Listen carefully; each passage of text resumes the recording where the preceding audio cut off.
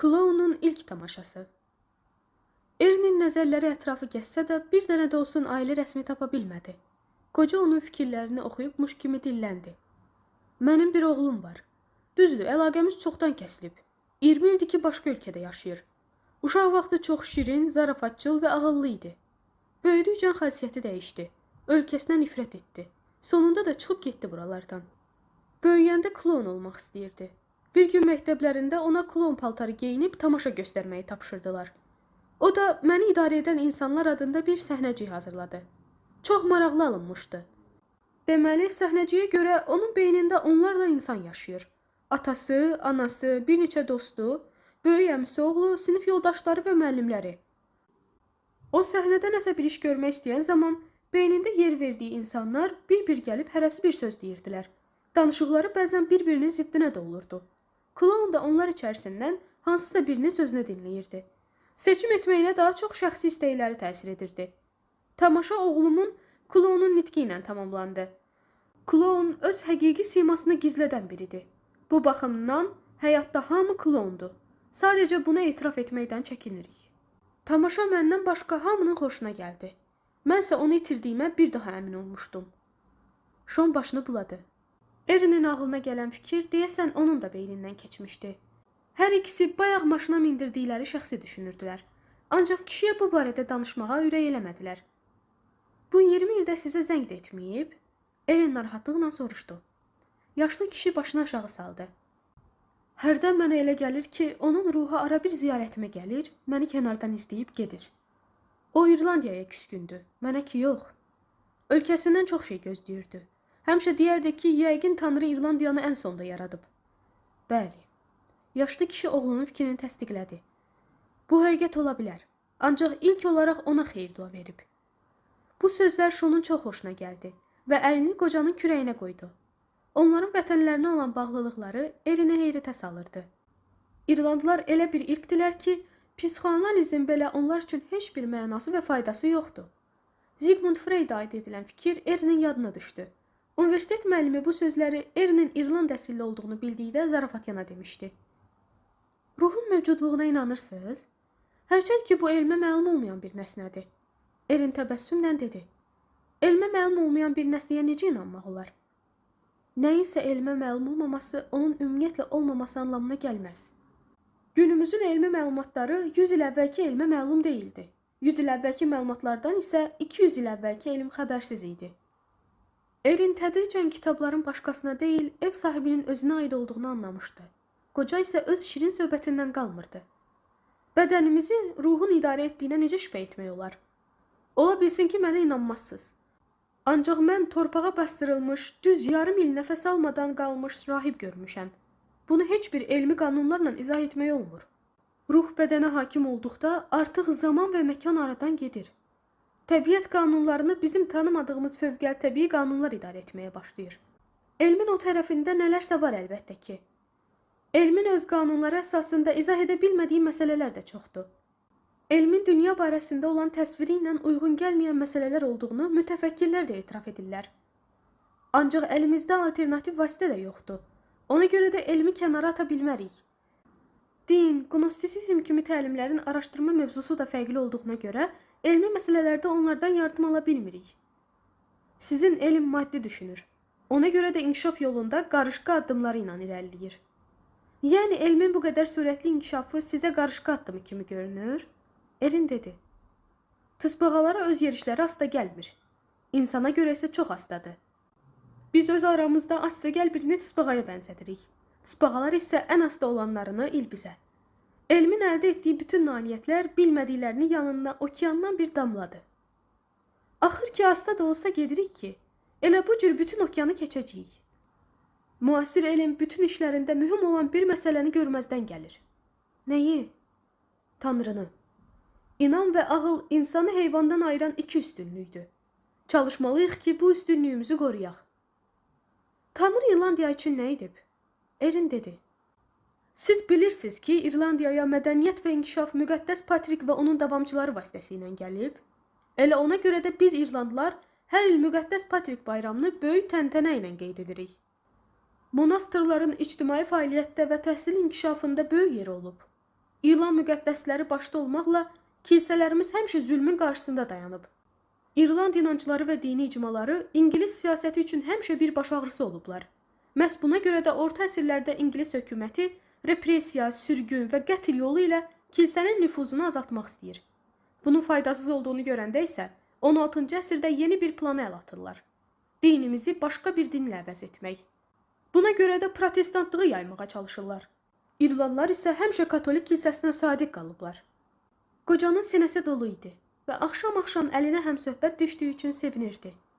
Heyf ki, Şon onun sevincini yarıda qoymalı oldu. Çox gec olduğunu, yola davam etməli olduqlarını deyib üzrxahlıq elədi.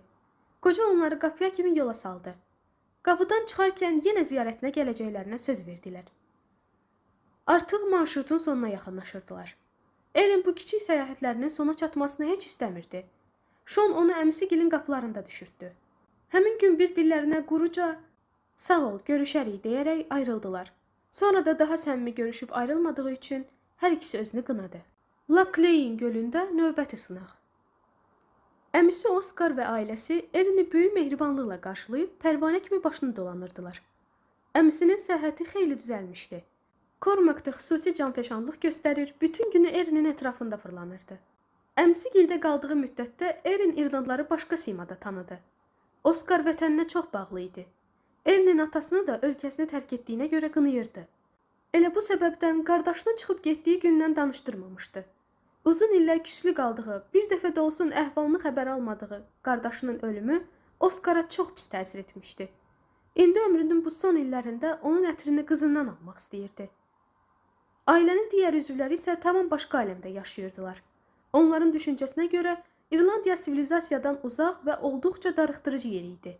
Bu ailəni İrlandiyaya heç nə bağlamırdı. Cormac hətta Elleni Amerikadan buraya gəldiyinə görə qınıyırdı da.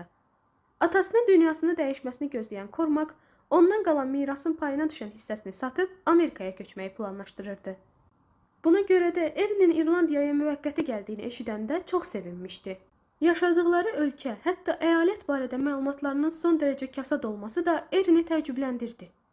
O, Cormac'a Kerry marşrutunun möhtəşəmliyindən, əsrarəngiz mənzərələrindən, balıqçı komalarından, qədim qəsrlərdən danışdıqca, onun o yerlərinin bir çoxunu hətta uzaqdan belə görmədiyini anladı. Cormac bütün bunları ilk dəfə eşidirmiş kimi qulaq asır, hərdən öz təəccübünü də dilə gətirirdi. Ellinin Kolumb Amerikaya səfər etməmişdən qabaq, Galway'də müqəddəs Nikolay kilsəsində diz üstə çökərək Tanrı qarşısında dua edib sözünə kinayə ilə gülmüşdü. Əzizim Erin, onda Galwaylilər Kolumbun onları ilk turistləri olduğuna görə fəxr edə bilərlər. Əslində İrlandiya dərin tarixi olmayan, bədbinni yaşılayan və çox darıxdırıcı bir ölkədir. Sənin atan həqiqətən ağıllı insan imiş. Yoxsa mənimki?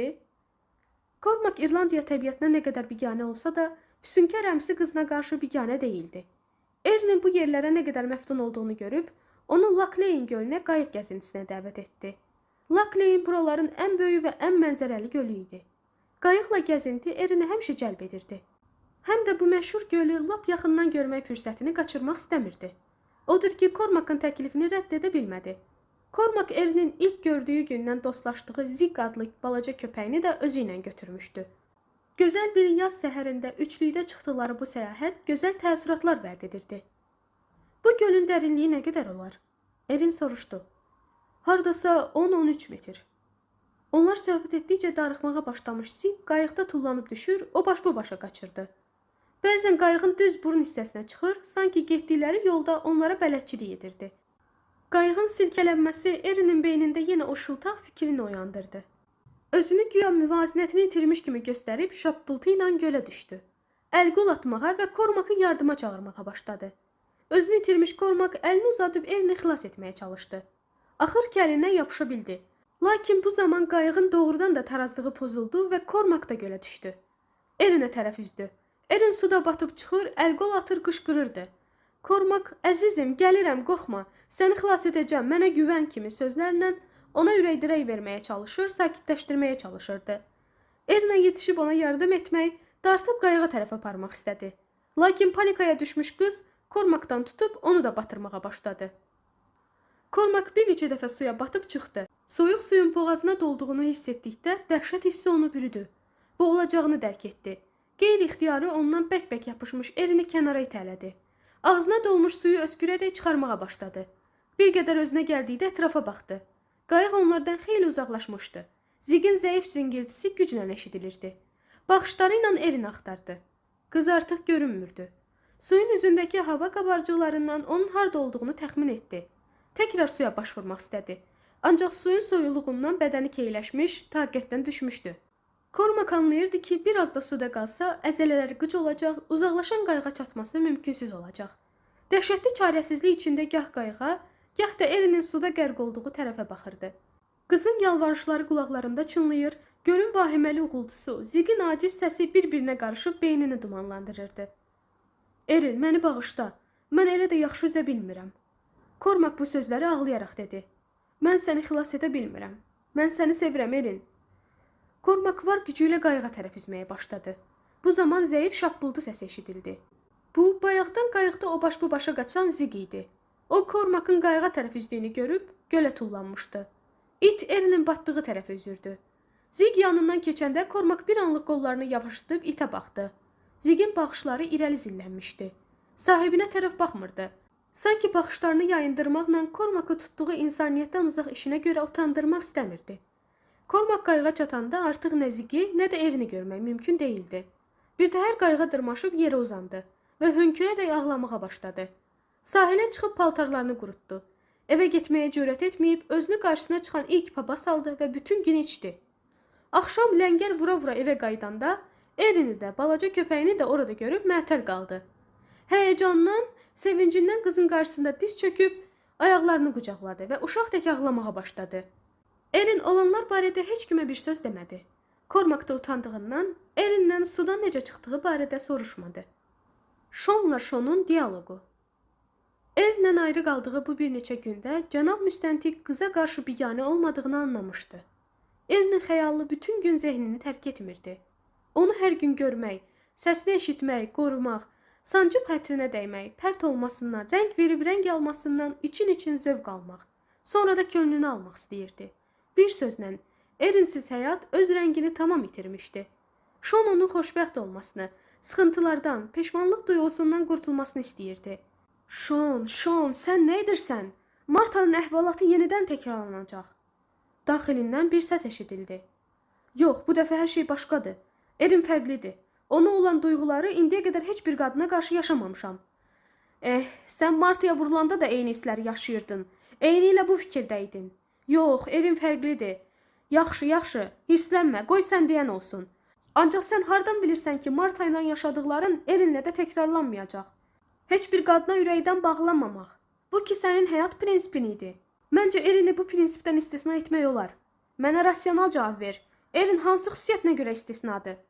Marta ilə münasibətlərimizin alınmaması bəlkə də daha yaxşı oldu. Şon beynindəki səsin sualını cavabsız qoydu. Şon, sən həyatının ikinci böyük səhvini edirsən. Onun necə də zərif, ofsunlayıcı səsi, mehriban baxışları var. Dərsi elə zərif və şəffafdır ki. Şon, mənə qulaq as. Ola bilər ki, qızın zahiri gözəlliyi səni özünə məftun edib. Ancaq unutma ki, bu hisslər davamlı olmur. Gözəlliyin ofsunu gedəndən sonra peşmanlıq gəlir. Erin həm də çox intellektual xanımdır. Onun dünya görüşü, baş verən hadisələr barədə yürütdüyü fikirlər məni heyran edir.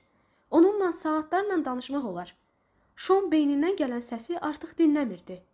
Sevgi onun sakit okean kimi dərin qəlbini təlatümə gətirmiş, qabalaşmış, layiqləşmiş ruhuna dirilik suyu səpmişdi. Nəhayət, Erin Killarneydən qayıtdı. İndi onun bir kiçik hərəkəti də Şonun diqqətindən yayınmırdı. Baxışları tez-tez toqquşurdu. Bu zaman Şonun rəngi dəyişir, həyatın hər üzünü görmüş bu qaba adam balaca uşaq kimi özünü itirir, müqəssirlər kimi tez gözünü yayındırırdı. Hər gün müxtəlif bəhanələrlə qızı otağına çağırırdı. Bir gün hansısa mövzu müzakirə olunmalı, o biri gün sənədlər təhlil olunmalı, bir başqa gündə görüləsi, baxlası başqa mühüm işlər. Adətən bu mühüm mövzular saatlarla bitmək bilməyən səmimi söhbətlərə keçid alırdı. Şonun ağlı hisslərinin işinə mənfi təsir etdiyini söyləyəcək durumda idi. O bütün iradəsini toplayıb Erinə olan ifrat diqqətini cilovlamağa və fikirlərini işə yönətməyə çalışırdı. Çox simalı Tanrı Brahma. Artıq Şon 10 ilin belə gözlənilməz operativ toplantılarına adət etmişdilər. Odur ki, Şon onlara müqəddəs Anna kilsəsində görüş təyin edəndə təəccüb edən olmadı. Şon bu dəfə gecikmişdi. Yaxınlaşan kimi salamlaşmaq əvəzinə "Şendon gülləsinə baxın" deyib Anna kilsəsində olan məşhur gülləni göstərdi. Onun hər tərəfində bir saat asılıb. Bu güllənin qəribəliklərindən biri onun iki tərəfinin ağ, digər iki tərəfinin isə qırmızı rəngdə olmasıdır. Əzizim Şon, biz bunları bilirik. Bilmədiyimiz nədir? Brady sakitcə dedi. MacGregor, sən bu tərəfdə dur. Şon MacGregordan Shannon gülləsinin arxasına keçməsini istədi. Brady ilə Erinlə isə güllənin yan tərəflərində durmalarını xahiş etdi. Sonra Shandon gülləsinə baxıb saatın hansı vaxtı göstərdiyini soruşdu. Şon onların verdiyi cavabları təkrarladı və özününkünü də əlavə etdi. Bura baxın, hər biriniz fərqli vaxt dediniz. 4 saat, hər biri də fərqli vaxtı göstərir. Buna görədir ki, bu kilsə saatı 400-lü yalançı adını alıb. Burada qəribə heç bir şey yoxdur, MacGregor dedi. Bunu ki hamı bilir. Bu sadəcə optik illüziyadır. Əslində bütün saatlar eyni vaxtı göstərir. Saatların siferblatındakı taxtadan düzəlmiş rəqəmlər birində qalın, digərində isə nazikdir. Ona görə də adama elə gəlir ki, saatlar səhv işləyir. Afərin MacGregor. Onun cavabı Şonu qane etmişdi. Bir həftədir ki, mən Abaddonun materialını başdan ayağa təkrar oxuyuram. Biz bir cani dəstəsi ilə deyil, yalnız bir şəxslə üzləşmişik. İşimizdə hardasa optik yanılma var. Ona görə də elə bilirik ki, işi görən bir qrup canidir. Bu çox qəribə iddiadır. Şahidlərin ifadəsi və digər faktlarla tam ziddir, MacGregor dedi. Şahidlər bir neçə şəxsin olduğunu deyirlər. Ancaq hansı görüb? Hamısı gördükləri deyil, eşitdikləri əsasında ifadə veriblər. Hadisələrin, qətllərin forması və üslubu əsasında əldə edilmiş qənaətlər də hələ ki bir ehtimaldır. Bəs xəttin ekspertizası? Müxtəlif xüsusiyyətlə insanların izini bütün qətillərdə görürük. Brady israr etdi. Şon ilk gündən qatilin çoxsimalı Hind tanrısı Brahmaya bənzər bir varlıq olduğunu söyləmişdi. Erin Şonun tərəfini saxladı. Mən Amerikaya qayıtmaq istədiyim gün qatilin məktubunu oxudum. Məktuba baxanda onun həm fiziki, həm də psixoloji cəhətdən fərqli insanlar tərəfindən yazıldığı aşkar hiss olunurdu. Ancaq cümlələrə daha diqqətlə nəzər saldıqda bir nəfərin yazdığından şübhələndim. O zaman Şonun söylədikləri yadıma düşdü. Əminlik üçün məktubu professor müəllimə göndərdim. Onun cavabı şübhələrimi təsdiqləyirdi. Professor deyirdi ki, məktubu yazan şəxs bizi çaşdırmaq üçün fərqli yazı üslubundan istifadə etmir. Bu onda yazı prosesi zamanı təbii alınır. Mən belə birinə bugünə kimi rast gəlməmişəm. Bu həqiqətən də qəribə bir fenomendir. Sən bugünə kimi bunu bizə niyə deməmsən? Şon qəzəblənmişdi. Bu bir fərziyyə idi. Mən də sadəcə düzgün bildiyimi etdim. Eynilə sənin kimi. Bu bizim işimizi nə qədər geri saldı. Şon barmaqlarını saçlarına keçirdi. Qəzəbini boğmağa çalışanda həmişə belə edirdi. Bu işə sən başçılıq edirsən. Biz də sənin hərəkətlərini özümüzə örnək götürürük. Erin təslim olmadı. Yaxşı, artıq bir-birimizdən heç nəyi gizlətmirik. Şon dedi. Deməli biz yalnız bir nəfər axtarırıq. Abaddonu. Caninin bizi göstərmək istədiyi tərəfə deyil, görməyimizi istəmədiyi tərəfə. Bizdən gizlətmək istədiyi hadisələrə, əlamətlərə baxmalıyıq. Bizə tərəf uzatdığı sol əlini yox, arxada saxladığı sağ əlini izləməliyik. Belə başa düşdüm ki, qatil müxtəlif insanlara xas izlər buraxır və bu onda təbii olaraq baş verir. Onun əl yazısı, hərəkətləri, davranışları gün ərzində, hətta bir saat içində təbii olaraq bir-birinə zid mahiyyətə düşür, dəyişir. Brady dedi. Erin, bunun psixoloji izahı varmı? Şon soruşdu. Bəli, mənim ağlıma bəzi ehtimallar gəlir. Dəqiqləşdirdikdən sonra sizə ətraflı məlumat verəcəm. Çox cəld işlə, vaxtımız yoxdur. Qatil azadlıqda gəzir. Bizim isə əlimizdə onun kim olduğunu göstərən bir dənə də tutarlı dəlil yoxdur. Şon dedi. Turşu çəlləyində bitən ömür. Şon hadisə yerinə gələndə Erinlə MacGregor artıq orada idilər. Köməkçi kriminalistlər hadisə yerinə çatmışdılar. Brady isə hələ gecikirdi. İlkin ehtimallara görə o kişi idi. Ayaqlarından asdıqdan sonra başını bədənindən ayırmışdılar. Bədəninin bütün qanı kəsilmiş başın altına qoyulmuş ləyənə axıdılmışdı. Görünür, cani ara bir ləyəndən stəkanla qan doldurub içirmiş. MacGregor üzərində dodaq izləri olan qanlı stəkanı qarajdakı pivə çəlləyinin üstündən götürüb ehtiyatla sellovan torbaya qoydu. Bədənin qanı tamamilə boşalandan sonra qurbanı hissələrə ayırmış və qüvvətli turşu ilə doldurulmuş dəmir çəlləyin içinə attıllamışdı. O cəsəddən tamamilə qurtulmaq istəmişdi. Cəsədin parçaları çəlləyin kənarına yapışmışdı. Ətraf laxtalanmış qan gölməçəsinə çevrilmişdi. Birdən Şonun gözü turşu çəlləyinin içində hələ parçalanmamış paltara sataşdı. Bir anda simasını dəhşət bürüdü. Əlinə keçən təkər açarı ilə çəlləyin içindəki paltar qalıqlarını çıxartmağa başladı. Bu zaman ekspert kriminalistlər qarajdan aşkarlanmış, qurbana məxsus olduğu ehtimal edilən bəzi əşyaları gətirib 10 ilə göstərdilər. Bunlar onun acı şübhələrini doğrultmaq üçün kifayət idi. Şon Qardaya Erini uzaqlaşdırmaq üçün göstəriş verdi. Heç nə başa düşməyən Erin nə qədər hayküy salsa da faydası olmadı. Cənab müstəntiq, burada ikinci bir cəsəd də var. Kriminalistlərdən biri səsləndi. Ancaq qatil onun başını turşu çəlləyinə basıbmış. Üzü tanınmaz haldadır. Şon əyilib cəsədi diqqətlə nəzərdən keçirdi. Cənab O'Neill, bunun kimə aid olduğunu təyin etməyimiz xeyli vaxt alacaq. Bu Leo olacaq. Evansın cəsədini ilk görən şəxs. Şon dedi. Necə müəyyən etdiniz? McGregorla kriminalistlər bir ağızdan soruşdular. Mən gördüyüm insanların surətlərini təfərrüatı ilə beynimə həkk edirəm. Dərisi soyulmuş da olsa, yandırılsa da, tikələnsə də, bir kəllə sümüyünün, hansısa bədən üzvünün, məsələn qolunun, ayağının forması, kiçik bir qalıq bəzi hallarda onun kim olduğunu təxmin etməyim üçün yetərli olur. Onu başının, barmaqlarının quruluşundan, çox uzun olan ayaqlarının formasından, dördkünc çənəsindən tanıdım. Həmçinin hər iki baş barmağının dırnaq hissəsi çox kiçikdir. Onu ilk dəfə görəndə bu diqqətimi çəkmişdi. Bir də hissiyat. Sadaladıqlarım əslində əmin olmaq üçün yetərli deyil. Ancaq bununla bərabər hissiyatımın da məni yanıltmadığını düşünürəm. McGregor, Leonun evinə zəng vurub maraqlanın. Leo şahid deyildi. İndi buna tam əminəm. Şon dedi. Evansın cəsədinin yanında ağaca saplanmış göz şəklinin başqa xətlə çəkilməsi, ağacdakı bıçaq izinin yeni olması, çaydan tapılmış ikinci göz şəkli kimi arqumentlər şahidin əslində sadəcə şahid olmadığını göstərir. Onda Leo qatili tanıyırdı. Leonun bu işlərlə görəsən nə əlaqəsi var idi? McGregor soruşdu. Leo ağaca vurulmuş gözün müəllifi ola bilər. Şon qəhərdən kallaşmış səslə bunları daha sonra müzakirə edək. Çömbəlib başını əllər arasına aldı. Günorta bütün qarda qatilin digər qurbanının Braid olduğundan xəbər tutmuşdu. Hamı dəhşət içində idi. Braid ilə bərabər tapılan cəsədin məhz Leo olduğu da təsdiqlənmişdi. Şon Erinə görə narahat idi. Amerikaya qayıtmasını təkid edirdi. Erin qəti şəkildə etiraz edir, bununla yoldaşlarına, xüsusilə də Braidiyə xəyanət etmiş olacağını düşünürdü. Nəhayət, Şon da Erinin qayıtmayacağından əmin oldu. Bir an belə qızı gözündən kənara qoymur, hər gün evinə qədər ötürürdü.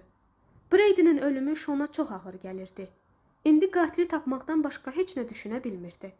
O Erinə olan duyğularını unutmamışdı. Lakin indi bu sevgi sadəcə sevdiyini qoruma və düşməni məhv etmə arzusu şəklində ifadə olunurdu. Psixologiyada ən az öyrənilmiş xəstəlik. Braidinin dəhşətli qətlindən 10 gün keçmişdi. İş yoldaşlar hələ də özlərinə gələ bilməmişdilər. Olanlar ən çox Erinə təsir etmişdi. Erin Braidinin böyük ailəsinə yardım etmək üçün bəzi işlər görürdü. Qardanın rəhbərliyini də bu işə təşviq etmişdi. Hər kəsin gözündə soyuqqanlı görünən Erin həssaslığı ilə hamını təəccübləndirmiş, kövrək qəlbindən xəbərdar etmişdi. Nahar fasiləsindən sonra Erin Şonun otağına girib bir neçə çox mühüm məsələni aydınlaşdırmaq istədiyini dedi. Abaddonun işini tam incələdim. Müəllif eyni adama məxsus ola bilməyəcək bir-birinə çox zidd psixoloji xüsusiyyət və davranışlara sahibdir. Belə görünür ki, biz adi insanla üzləşməmişik. Mən psixoloji xəstəliklərin təsnifatı ilə əlimizdə olan bütün məlumatları tutuşdurdum və müəyyən bir nəticəyə gəldim. Bu məlumatları eyni zamanda universitet professorumuza da göndərmişdim və onun fikirlərini də bugün aldım. Mənim nəzərimlə eynidir. Bu fikri ilk dəfə beynimə salan əslində sənin bir neçə sözün olmuşdu. Simurq, Shendon sadı, Sheol. Dipsiz uçurum birdir. Ancaq oradan çıxan, şəri simvolizə edən şeytan çərtqələr isə çox. İndi nə demək istəyirsən? Dissosiativ şəxsiyyət pozğunluğu. Bir insanda cəm şəxsiyyət halının yaranması. Dissosiativ bütövlükdən ayrılma deməkdir. Dissosiativ şəxsiyyət pozğunluğu zamanı insanın bütöv olan şəxsiyyəti bir çox hissələrə parçalanır və hər biri bir növ əsas şəxsiyyətdən ayrı müstəqillik əldə edir. Şəxsiyyət çox, bədənsə bir. Bu, hardasa insanın özü ilə olan daxili dialoquna bənzəyir. Qoca balıqçının içindən gələn səslər kimi, eləmi?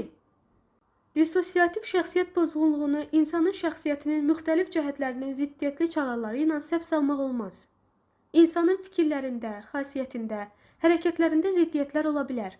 Bu normaldır. İçində özü ilə diyaloq da qura bilər. Bu şəxsiyyət pozğunluğu hesab olunmaz. Çünki bütün bu hallarda insan özünü bir şəxsiyyət hesab edir. DŞP zamanı isə insan özünün digər şəxsiyyətlərini tanımır. Sən öz praktikanda belə hallarla qarşılaşmısanmı? Bu xəstəliyə tutulma hallarına təcrübədə çox nadir rast gəlinir. Ona görə də dərindən və ətraflı öyrənilməyib. Professor özü belə həyatında yalnız 2 dəfə belə halına rastlaşdığını deyir. Belə xəstənin daxilində bəzən 10, bəzən isə 100-ə yaxın şəxs ola bilir. Bu zaman insan hansı şəxsiyyətin həqiqi, hansının isə uydurma olduğunu ayırt edə bilmir. Bunun yaranma mexanizmi necədir, Erin? Müasir elmdə heç bir beyin modeli bu halı izah edə bilmir. Psixiatrlar arasında bu xəstəliklə bağlı yüzlərlə sual, yüzlərlə də fərqli cavab var. Qısacası, biz bu barədə çox az şey bilirik. Bir müddət mən də bu məsələ üzərində işləmişəm. Bu halın yaranmasına ümumi olaraq nə səbəb olur? Bunu bilirsiniz yəqin ki. Ümumi bildiyimiz budur ki, güclü və davamlı psixoloji travmalar, xüsusən də uşaqlıq travmaları bunu yaradan səbəblərdəndir. Erkən yaşda valideynlərin ölümü, müharibənin və ya təbii fəlakətlərin dəhşətlərinə şahid olmaq, ciddi xəstəlik keçirmək, işgəncə görmək və avtomobil qəzası kimi hallar DŞP-nin başlamasına təkan verə bilər. Çıxılmaz vəziyyətə düşmüş uşaq dəhşətli psixoloji təzyiqin yükündən qurtulmaq üçün öz şəxsiyyətlərini parçalayır. Bir növ öz şəxsiyyətinin intiharı bahasına o yükdən qurtulur. Sanki dəhşətli, iyrənc və dözülməz hadisə onun deyil, yaratdığı xəyali personajın həyatında baş verir. Bu psixoloji müdafiə mexanizmidir. Bu barədə danışmışdım, yadındadır? Abaddonun uşaqlığı bu meyarlara tam uyğun gəlir. Daim atası tərəfindən təzyiqlərə, sərt cəza tədbirlərinə məruz qalıb. Həyatı sərt küçə qanunları ilə müxtəlif kriminal dəstələrdə keçib. DŞP zamanı əsas şəxsiyyət yox edilmir, yalançı şəxsiyyətlər tərəfindən yatırdılır. Onda bədənə kim başçılıq edir? Şon təəccüblə soruşdu. Qondarma şəxsiyyətlərin içində bir neçəsi daha dominant olur. Rəhbərlərin öz tabeliklərində olan alternativ şəxsiyyətlərin hamısından xəbərləri olur. Digərlərinin bir-birini tanıması isə rəhbərlərdən asılıdır. Şəxsiyyətlər bir-biri ilə həm dostluq, həm də düşmənçilik münasibətləri qura bilirlər. Bəzən hətta müəyyən hədəf ətrafında saziş bağlayırlar. Demək, alt şəxsiyyətlər arasında müəyyən iyerarxiya mövcuddur. Qəribədir. Şon fikrə getdi. Çox qəribədir. Bəlkə də keçmişdə heç belə xəstəliklər olmayıb. Bunlar hamısı müasir dövrün problemləri ilə əlaqədar yaranır. Həyat qəlizləşdikcə xəstəliklərimiz də təkamül edir. Qədim qəbilələrə aid olan yazıları, qayaüstü rəsmləri bir xatırla. Orada bir insanın müxtəlif insan və ya heyvan cildinə girdiyini görürük. O dövrün insanları bunu onların canına ruhların, cinlərin girməsi kimi izah edirdilər. 18-ci əsrdə yaşamış bir həkim isə xəstələri arasında Alman əsilli gəncin ikinci şəxsiyyətinin təmiz fransız dilində danışdığını deyirdi. O vaxtdan bəri niyə məhz indi Abaddonda üzə çıxıb? Nə zaman üzə çıxdığını deyə bilmərik. Bir çox hallarda xəstəliyin aktivləşməsinə səbəb uşaqlıqda yaranmış simptomların triggerlərlə qarşılaşması olur. Trigger nədir? Trigger, belə deyim, toxumu səpilmiş xəstəliyin daha da qabarması yaxud da üzə çıxmasına səbəb olan hadisələrdir. Trigger keçmişdə yaşanmış psixoloji travmaya işarə edir. Onunla qarşılaşan xəstə keçmiş psixoloji travmasını yenidən yaşayır, o hadisələri yenidən xatırlayır. Bu da öz növbəsində tutmalara, xəstəliyin qabarmasına səbəb olur. Abaddonda olan uşaqlıq travmasını sonradan qarşılaşdığı hansısa triggerlər üzə çıxarıb. Yəqin ki, növbəti tutma zamanı o hər kəsi tərk edib və bu cür silsiləvi cinayətlərə başlayıb. Erin, bu iş sənin təcrübəndə xüsusi yer tutacaq. Hə, mən həmişə belə bir hal ilə şəxsən qarşılaşmaq istəmişəm. Şon arxaya söykəndi və əllərini başının arxasında daraqladı. Bütün bunlar həqiqətdirsə, biz məhz buna görə Abaddonu tuta bilmirik. O, insan psixologiyasının dərinliklərinə varıb. Müxtəlif bacarıqları və bilikləri olan şəxsiyyətlərdən istifadə edir. Lazımi şəraitdə münasib alternativ şəxsiyyətini işə salır. Cinayət üçün plan qurduqda, qətli törətdikdə və cinayətin izini tam itirmək lazım olduqda, hər bir işə uyğun şəxsiyyətləri aktivləşdirir. Erin Şonla başqa şübhələrini də bölüşmək istəyirdi. Lakin onları dəqiqləşdirdikdən sonra paylaşmağın daha doğru olacağını düşünüb fikrindən daşındı. Quyunun dibindən göndərilmiş məktub. Niyə gecikdin, Michael? Michael'la konsultasiyalarının bitməsinə az qalmış fasilə verməli olmuşdular. İndi Erin üçün bu pasiyent xüsusi əhəmiyyət kəsb etməyə başlamışdı. Görüşləri yekunlaşdırmaq üçün onu Korka dəvət etmiş, Michael əvvəlcə gəlmək istəməsə də sonra nədənsə razılaşmışdı. Və budur, narahat halda Erinin göstərdiyi stulda əyləşib sualları cavablandırırdı. Qəza törətdim, sənədlərimi aldılar. Deyirlər ki, uzun müddət sükan arxasında otura bilmərəm. Michael özünə xas olmayan səslə dedi. Niyə? Erinə bir anlıq elə gəldi ki, başqa biri ilə danışır. Michael'la söhbət zamanı Erin bir neçə dəfə belə hal yaşamışdı. Tez-tez qəza törədirmişəm. Güya ki, bu ölkədə təkcə mən qəza törədirəm. Nə qədər qəza törətmisən?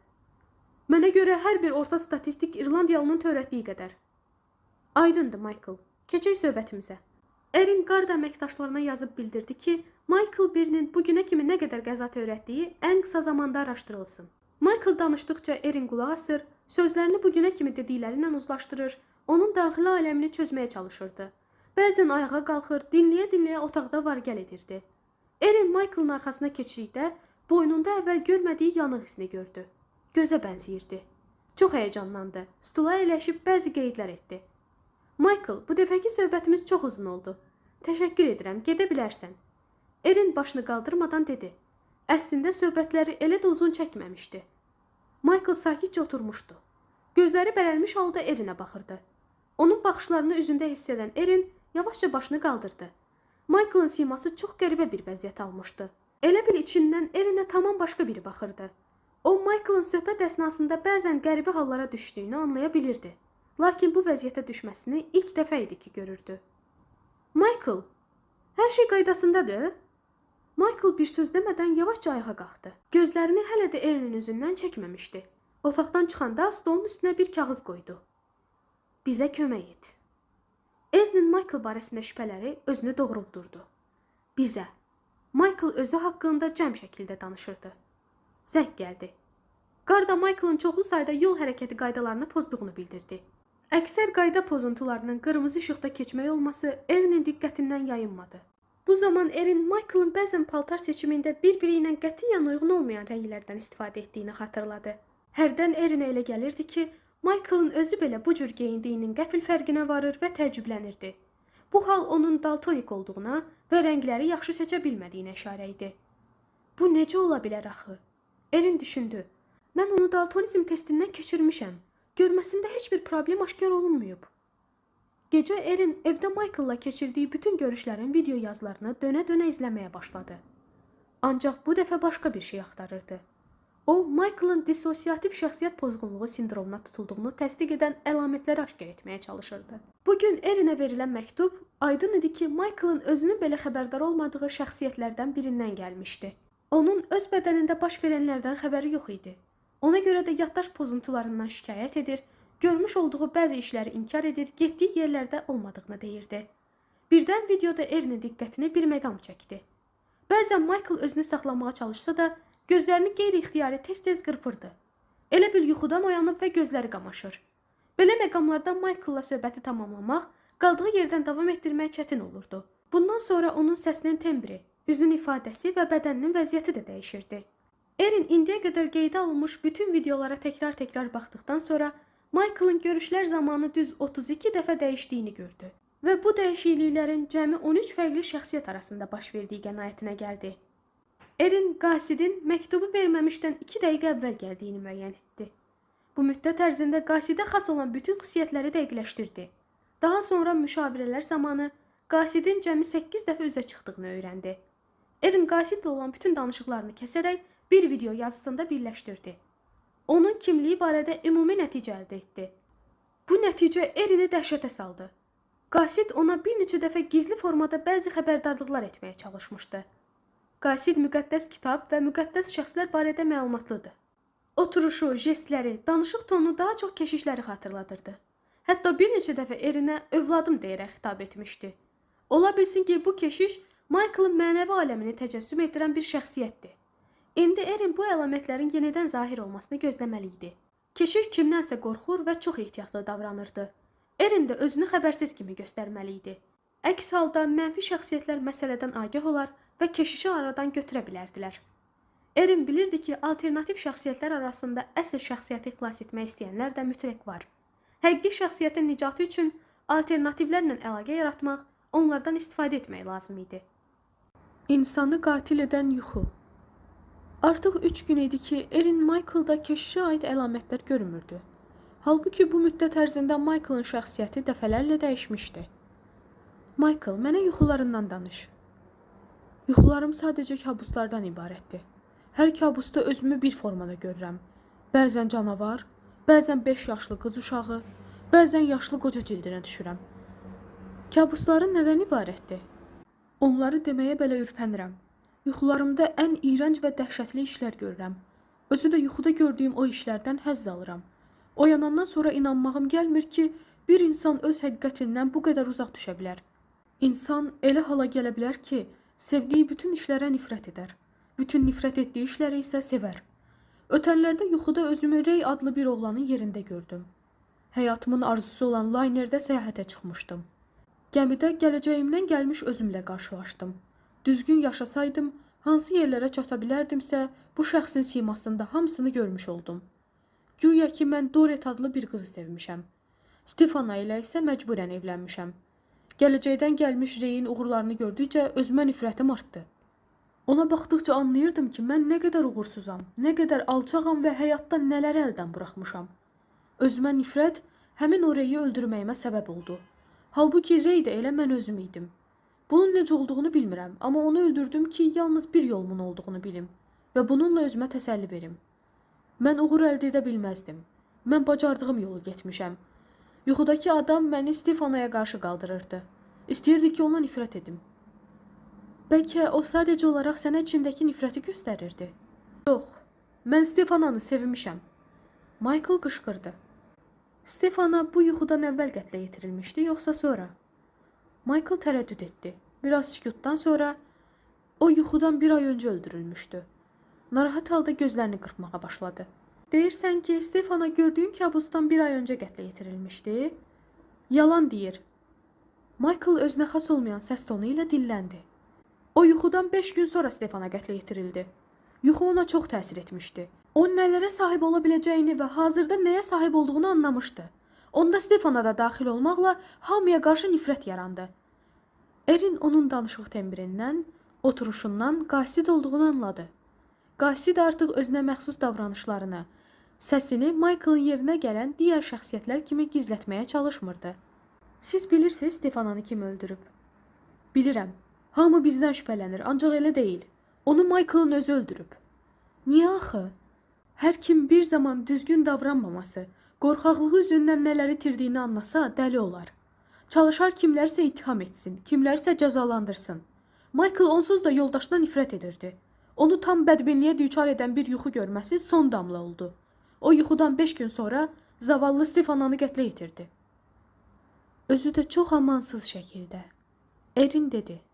Michael'ın üzləşdiyi həqiqətlə hamı gec-tez üzləşəcək. Hamı o şoku, o ürək dağlayan peşmanlıq hisslərini yaşayacaq.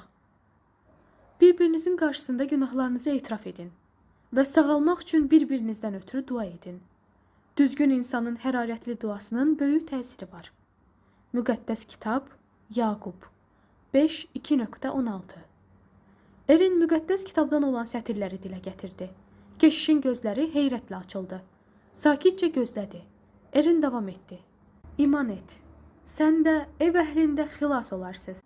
Sonra həm ona, həm də onun ev əhlinə Rəbbin kəlamını bildirdilər. Keşiş dodaqaltı pıçıldadı. Həvarilərin işi 16-cı fəsil 31-ci ayə. Keşişin gözlərindən yaş süzüldü. Mən qorxuram, onlar bilsələr məni öldürərlər. Kimdir onlar? Mən artıq vəziyyəti dəyişməyinin mümkünlüyünə inanmı itirirəm. Ancaq ümidiniz tam itməyib, bilirəm. İnam yeganə hissdir ki, insanı hərəkətə keçirir və ən təhlükəli addımları atmağa cürətləndirir. Möhtərəm ata, siz vəziyyəti dəyişmə iqtidarındasınız. Mənim moizələrim onlar üçün təsirsizdir. Ona görə ki, siz də onlarla əlbir olub etdiklərinə şərik olmusunuz. İndi isə çirkabı bulaşmış əllə başqalarının üstündəki çirkabı təmizləyə bilməyəcəksiniz. Onda məndən nə istəyirsiniz? Siz əsl şəxsiyyəti oyatmalısınız. Onu axtarıb tapmaq lazımdır. O Michael deyil ki? Xeyr, Michael ilk vaxtlarda yaranmış şəxsiyyətlərdəndir. Ola bilsin ki, əsl şəxsiyyət yuxuya gedəndən sonra onun yerinə gəlmiş ilk şəxsiyyətdir. Michael keçmişini qətiyyən xatırlamır. Deməli o sonradan gəlib. Çünki əsl şəxsiyyət həyatının bu qədər mühüm və uzun müddətli parçasını unuda bilməz. Burada hamı Michael'ı bədənin əsl sahibi kimi tanıyır. Onun özü belə bu cür bilir. Bəs mən onu necə tapım? Burada çoxlu şəxsiyyətlər var. Hətta mümkündür ki, o mənim əlaqə qura bilmədiyim, dərkimdən kənarda olan biri olmuş olsun. O zaman mən onu tapa bilməyəcəm. Əsl şəxsiyyətin kölgəsi yoxdur. Erinin keşişə verdiyi bu ipucunun həqiqətdə heç bir əsası yox idi. Şuuraltının keşişin onu tapmağa istiqamətləndirməsi üçün hər hansı bir meyarla ona stimul vermək kifayət idi. O gözlərini yumdu. Bütün şəxsiyyətləri nəzərdən keçirdi. Rey. Onun adı Reydir. O bu illər ərzində bir dəfə də olsun işığa çıxmayıb. Həbs olmuş halda yatır. Möhtərəm ata gözləri bağlı halda dedi. Rey? Ad Erinə çox tanış gəldi. Bunu nə tez öyrəndiniz? Bu tərəfdə proseslər çox sürətlə gedir. Siz onu oyatmalısınız, möhtərəm ata. Mən onu... Axı necə? Sizin buradan heç bir xəbəriniz yoxdur. Bu aləmin hakimi odur. Onun izni olmadan heç bir iş görə bilmərəm. O? Kimdir o? Abaddon. Möhtərəm ata bu adı qorxaraq dilinə gətirdi. Bütün şəxsiyyətlər onun dirilişi üçün çalışırlar. O dirildikdən sonra bir bütövlük yaranacaq.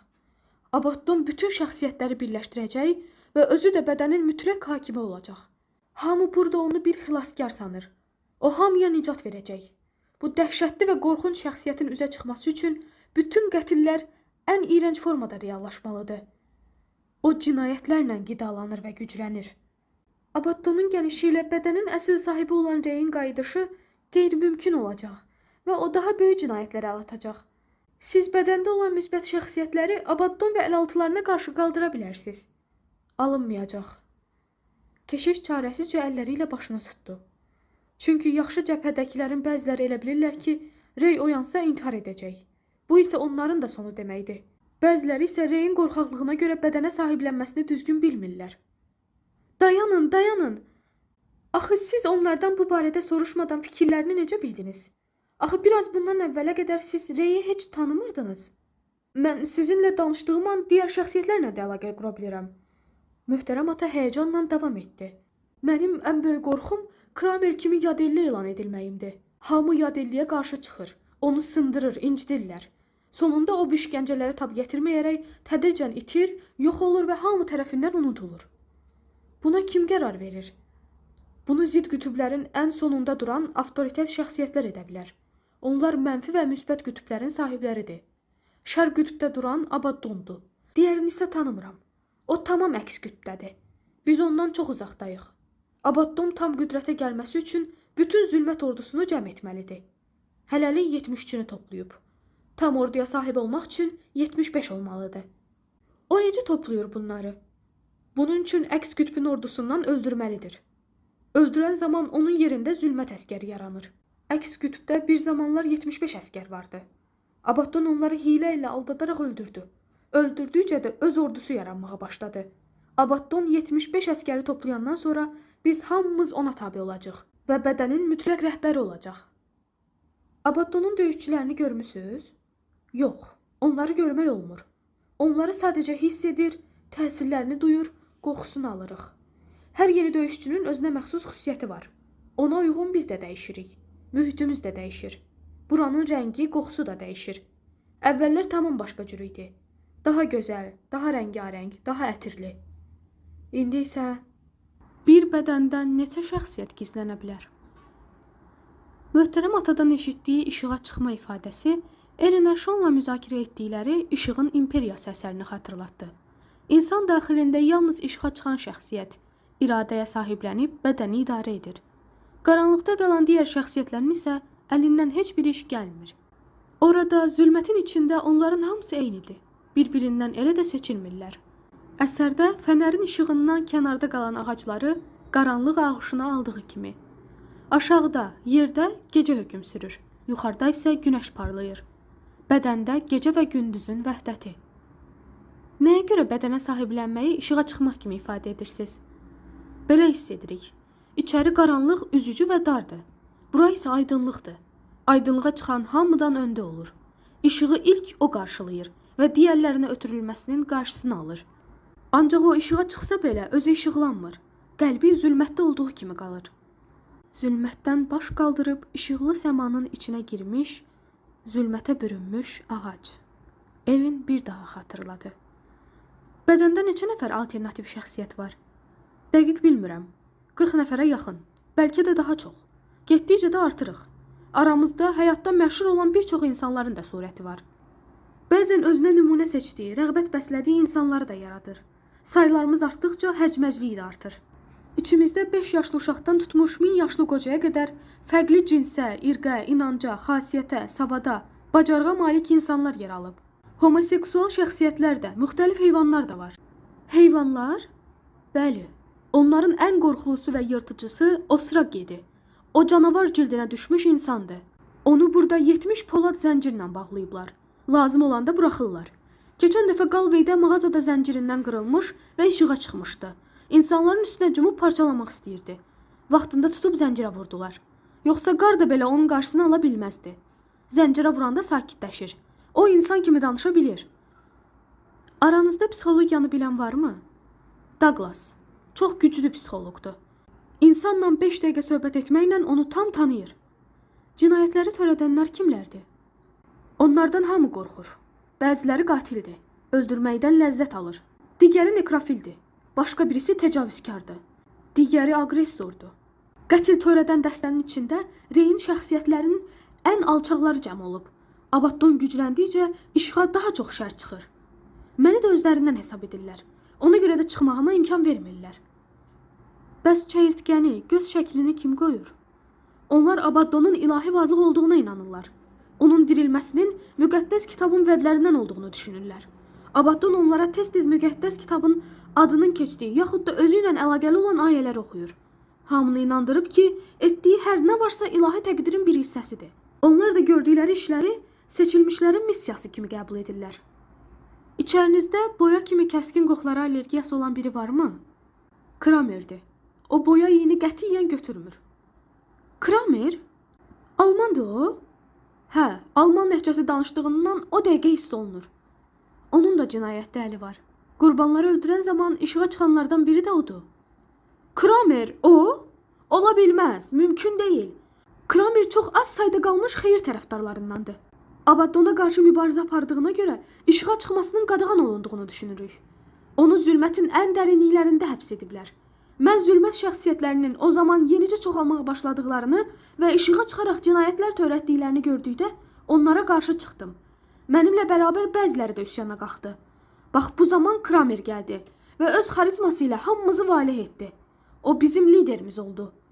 Biz də bədəndə xeyir hakimiyyəti qurulduğu zaman Kramerin rəhbər olmasını istəyirdik. Erin möhtərəm atanın necə də sadəlöv, hər şeyə tez inanan, asanlıqla təsir altına düşən, digər tərəfdən də möhkəm inandığı halda əzmlə irəli gedən biri olduğunu düşündü. Hə, onlar güclənməyə başladılar və biz dipsiz zülmət quyudan çıxmış şəxsiyyətlərlə bacara bilmədik. Tərk silah edildik. Krameri yadelli elan edib aradan götürdülər. Sonradan Abaddon müqəddəs kitabın özü barəsindəki vədlərini oxuduqda onların tərəfinə keçdim. Bir çoxu kimi olanları ilahi təqdir hesab etdim. Başladım sədaqətlə onlara xidmət etməyə. Özümü isbat etdikdən sonra artıq mənə güvəndilər. Mən onlara lazım idim. Amma sonra onların nələr törətdiklərini, getdikcə necə vəhşiləşdiklərini gördüm. Bu ola bilməz. Tanrı bunu istəyə bilməz. Kramer sizi aldadıb. O ikiyüzlüdür. Abaddonun əlaltılarındandır. Sizin içinizə nüfuz etmək və planlarınızı öyrənmək istəyib. Kramer Abaddonun ehtiyat planı olub. Erin danışdıqca öz-özünə düşünürdü. Bu əslində şuuraltı aldanmadır. İnsanın özünü aldatması. Kramer, inana bilmirəm. İndi kimə inanasan? Bu Abaddonun hiləsidir. Biz qalib gəldiyimiz halda belə hakimiyyətə öz adamının gələcəyinə əmin olmaq üçün edib. Möhtərəm ata, ehtiyatlı olun. Biz bədəndə olan bütün şəxsiyyətləri gözəl tanıyan, zəifliklərinə bələd olan çox hiləgər biri ilə üzləşmişik. Mənimlə danışdıqlarınızı heç kəsə, özünüzə ən yaxın bildiyiniz şəxsiyyətlərə belə deməyin. Artıq seansı bitirmək vaxtı idi. Erin qeydiyyat vərəqlərini qovluğun arasına qoydu. Bəli, təşəkkür edirəm. Bugünlük bu qədər, dedi. Erin ayağa qalxdı. Belə bir effekt var. Səmtsizlik effekti. Eşitməmisiniz? Erin başını buladı. Hamı sağa baxanda sən sola baxarsan. Hamı qarşısındakına baxanda kənarda günahsız kimi dayanmış, heç kəsin diqqət etmədiyi birini istəyirsən. Bax, səmsizlik effekti budur. Anlamadım sizi. Hamı da eyni sözü təkrarlayır. Bu effekt də elə insanların anlamamaları üzərində qurulub. Bunu deyəndən sonra keşiş cibindən 5 funt çıxarıb Erinin gözləri qarşısında yellədi. Sonra bürməliyib Erinin köynəyinin cibinə qoydu və getdi. 5 funt haqqında məlumat. İrlandiyada 5 funtluq əskinasının üzərində rahibə Catherine Elizabeth Macaulay-nin şəkli əks olunub. Catherine Elizabeth Macaulay İrlandiyada 19-cu əsrdə fəaliyyət göstərən Mərhəmət Bacıları Birliyinin təsisçisi və rəhbəri olub. Elizabethin bir çox ölkələrdə fəaliyyət göstərən birliyi sosial, dini, təhsil sahələrində xidmətlər göstərir. İnsanlara, məxsusən də himayəsiz, kasıb qadınlara sosial yardımlar göstərirdi. Erin bu 5 funtluq əskinası cibindən çıxartdıqda üzərində Elizabeth Macaulay-nin yerinə öz şəklini gördü. Ensiklopediyanı açıb Elizabeth barədə yazılmış məlumat oxudu. Elizabeth Macaulay həyatını başqalarına yardıma həsr etmiş rahibə qadın. Bütün mirasını yaşlılara, yetimlərə, tənha analara, kasıb qadınlara sərf edib. Onlar üçün mərhəmət evi tikdirib. O, Roma papası tərəfindən müqəddəslər siyahısına daxil edilib. Burada görəsən nəyə diqqət etməliyəm? Səmtsizlik effekti. Göz bağlayıcıdan istiqamət verdiyi tərəfə deyil, gizlətmək istədiyi tərəfə baxmaq. Adətən diqqətdən kənar qalan izi tapmaq. Bəlkə bu qadının təsvirinə baxdıqda əskinasın digər üzündəki təsviri unuduram. Baxaq hələ. Bu tərəfdə sinif otağında dərs oxuyan 3 qız uşağı təsvir olunub. Deyəsən burada hər şey həqiqi 5 funtluk əskinasda olduğu kimidir.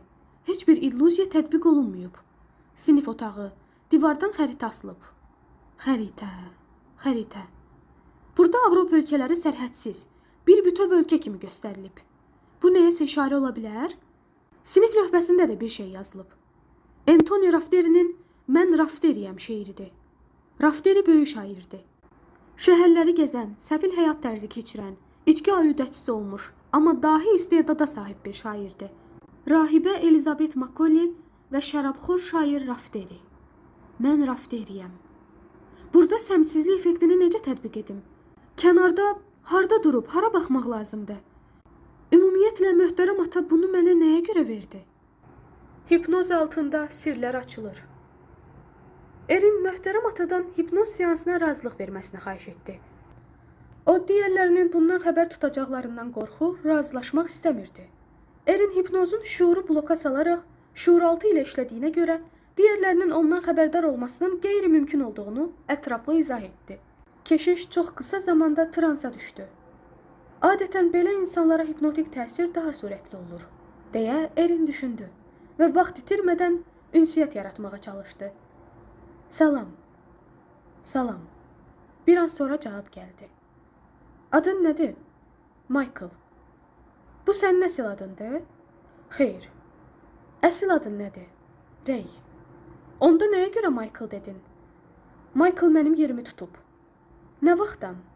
Çoxdan. Mən indi sənin alnına toxunacam və səni uzaq keçmiş aparacam. Michael'ın sənin yerinə gəldiyi günə. Elin şəhadət barmağı ilə onun alnına toxundu. O gün olanları, hiss etdiklərini danış. Anam deyir ki, Dorrit Moher'də özünü qayadan atıb. Ola bilməz, bu doğru deyil. Ana, de ki, ona heç nə olmayıb, o sağdır. Mən gedib onu görməliyəm. İlahi, qonşular da hamısı bundan danışır. Başım hərrənir. Bu ola bilməz, mümkün deyil. İnana bilmirəm. Dorrit, onun sonuncu dəfə mənə baxması. Bundan başqa heç nə xatırlaya bilmirəm. Dorrit'i mən öldürdüm. Xageni öldürdüyüm kimi. 2 əziz insanı öldürdüm. Mən öldürdüm, mən. Onları mən öldürdüm. Ölməli olan mənəm, mən. Ürəyim çox bulanır. Özümü ağaca yetirsəm. Çox tərləmişəm, ayaqlarım əsir. Bu da bizim parkımız. Tez-tez yan-yana oturduğumuz daş. Həmişəki yerimdə oturacam. Dorrit ilə Xagenin arasında, düz ortada. Bilmirəm nə edim. Nifrət edirəm bu bədənə, bu əllərə, ayaqlara, bu zavallı, tərli, miskin gövdəyə nifrət edirəm. İğrənirəm özümdən. Kaş ki bu iğrənc bədəni, bu miskin varlığı tərk edə biləydim. İntihar.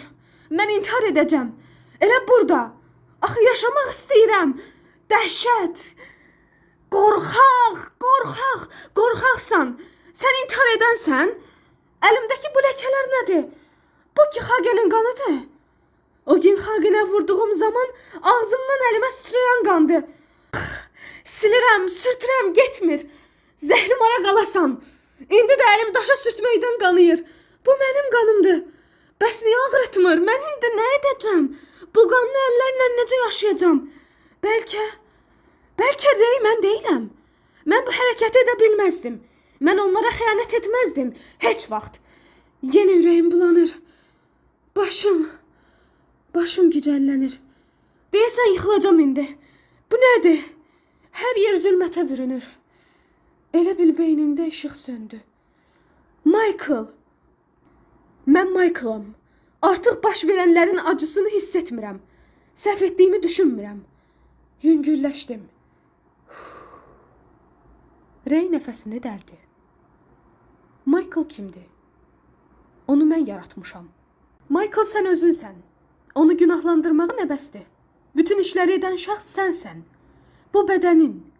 Erin əlini Reyin əlinin üstünə qoydu. Həqiqi sahibi sənsən.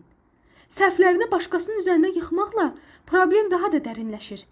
Xətaların hər nə qədər böyük olsa da, əməllərindən qaçmaq və bu şəkildə onları davam etdirmək daha böyük xətadır.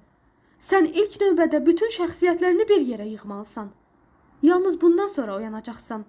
Bunun üçün şərin kökünü qurutmalı, bütün yanlışlarının səbəbkarı, ən böyük qorxağı olan Abaddonla üzləşməli və onu məğlub etməlisən. Səni məhv edən şəxsiyyətlərinə nifrət etməlisən. Çünki onlar səni süquta aparırlar. Onların sənə nə etdiklərini bir düşün. Nə etmək istədiklərini anla. Dəyərli bildiyin nə varsa əlindən alıblar. Doretin, Xagenin intiharında onların payı böyükdür. Ən böyük nifrətin də onlara olmalıdır. Özünə yox. İndi vəziyyəti dəyişmək, onları cəzalandırmaq üçün əlinə fürsət düşüb.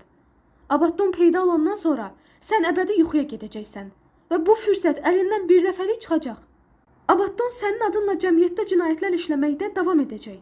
O Doretə bənzər qadınları tapır, onları qəsd edir və bununla sənə daha da böyük vicdan əzabı yaşadır.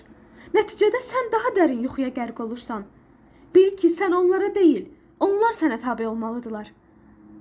O Doretə nifrət edir. Ona görə onun oxşarlarını öldürür.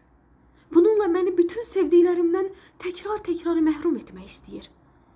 Rey dedi. Erin hər nə qədər Reyin üzərində çalışsa da, onu oyatmağa müvəffəq olmadı. Bunun üçün tətbiq etdiyi ən ciddi psixoloji təsir metodları belə faydasız idi. Artıq bədəni bu qədər hipnotik transda saxlamaq düzgün deyildi. Rey transdan ayılan kimi söhbət etməyə başladı. Erin öncə onun hansı şəxsiyyət olduğunu ayırt edə bilmədi. Sükut içində sadəcə dinlədi. Hipnozdan oyanan kimi keşişin yerinə başqa bir şəxsiyyətin gəldiyini anladı.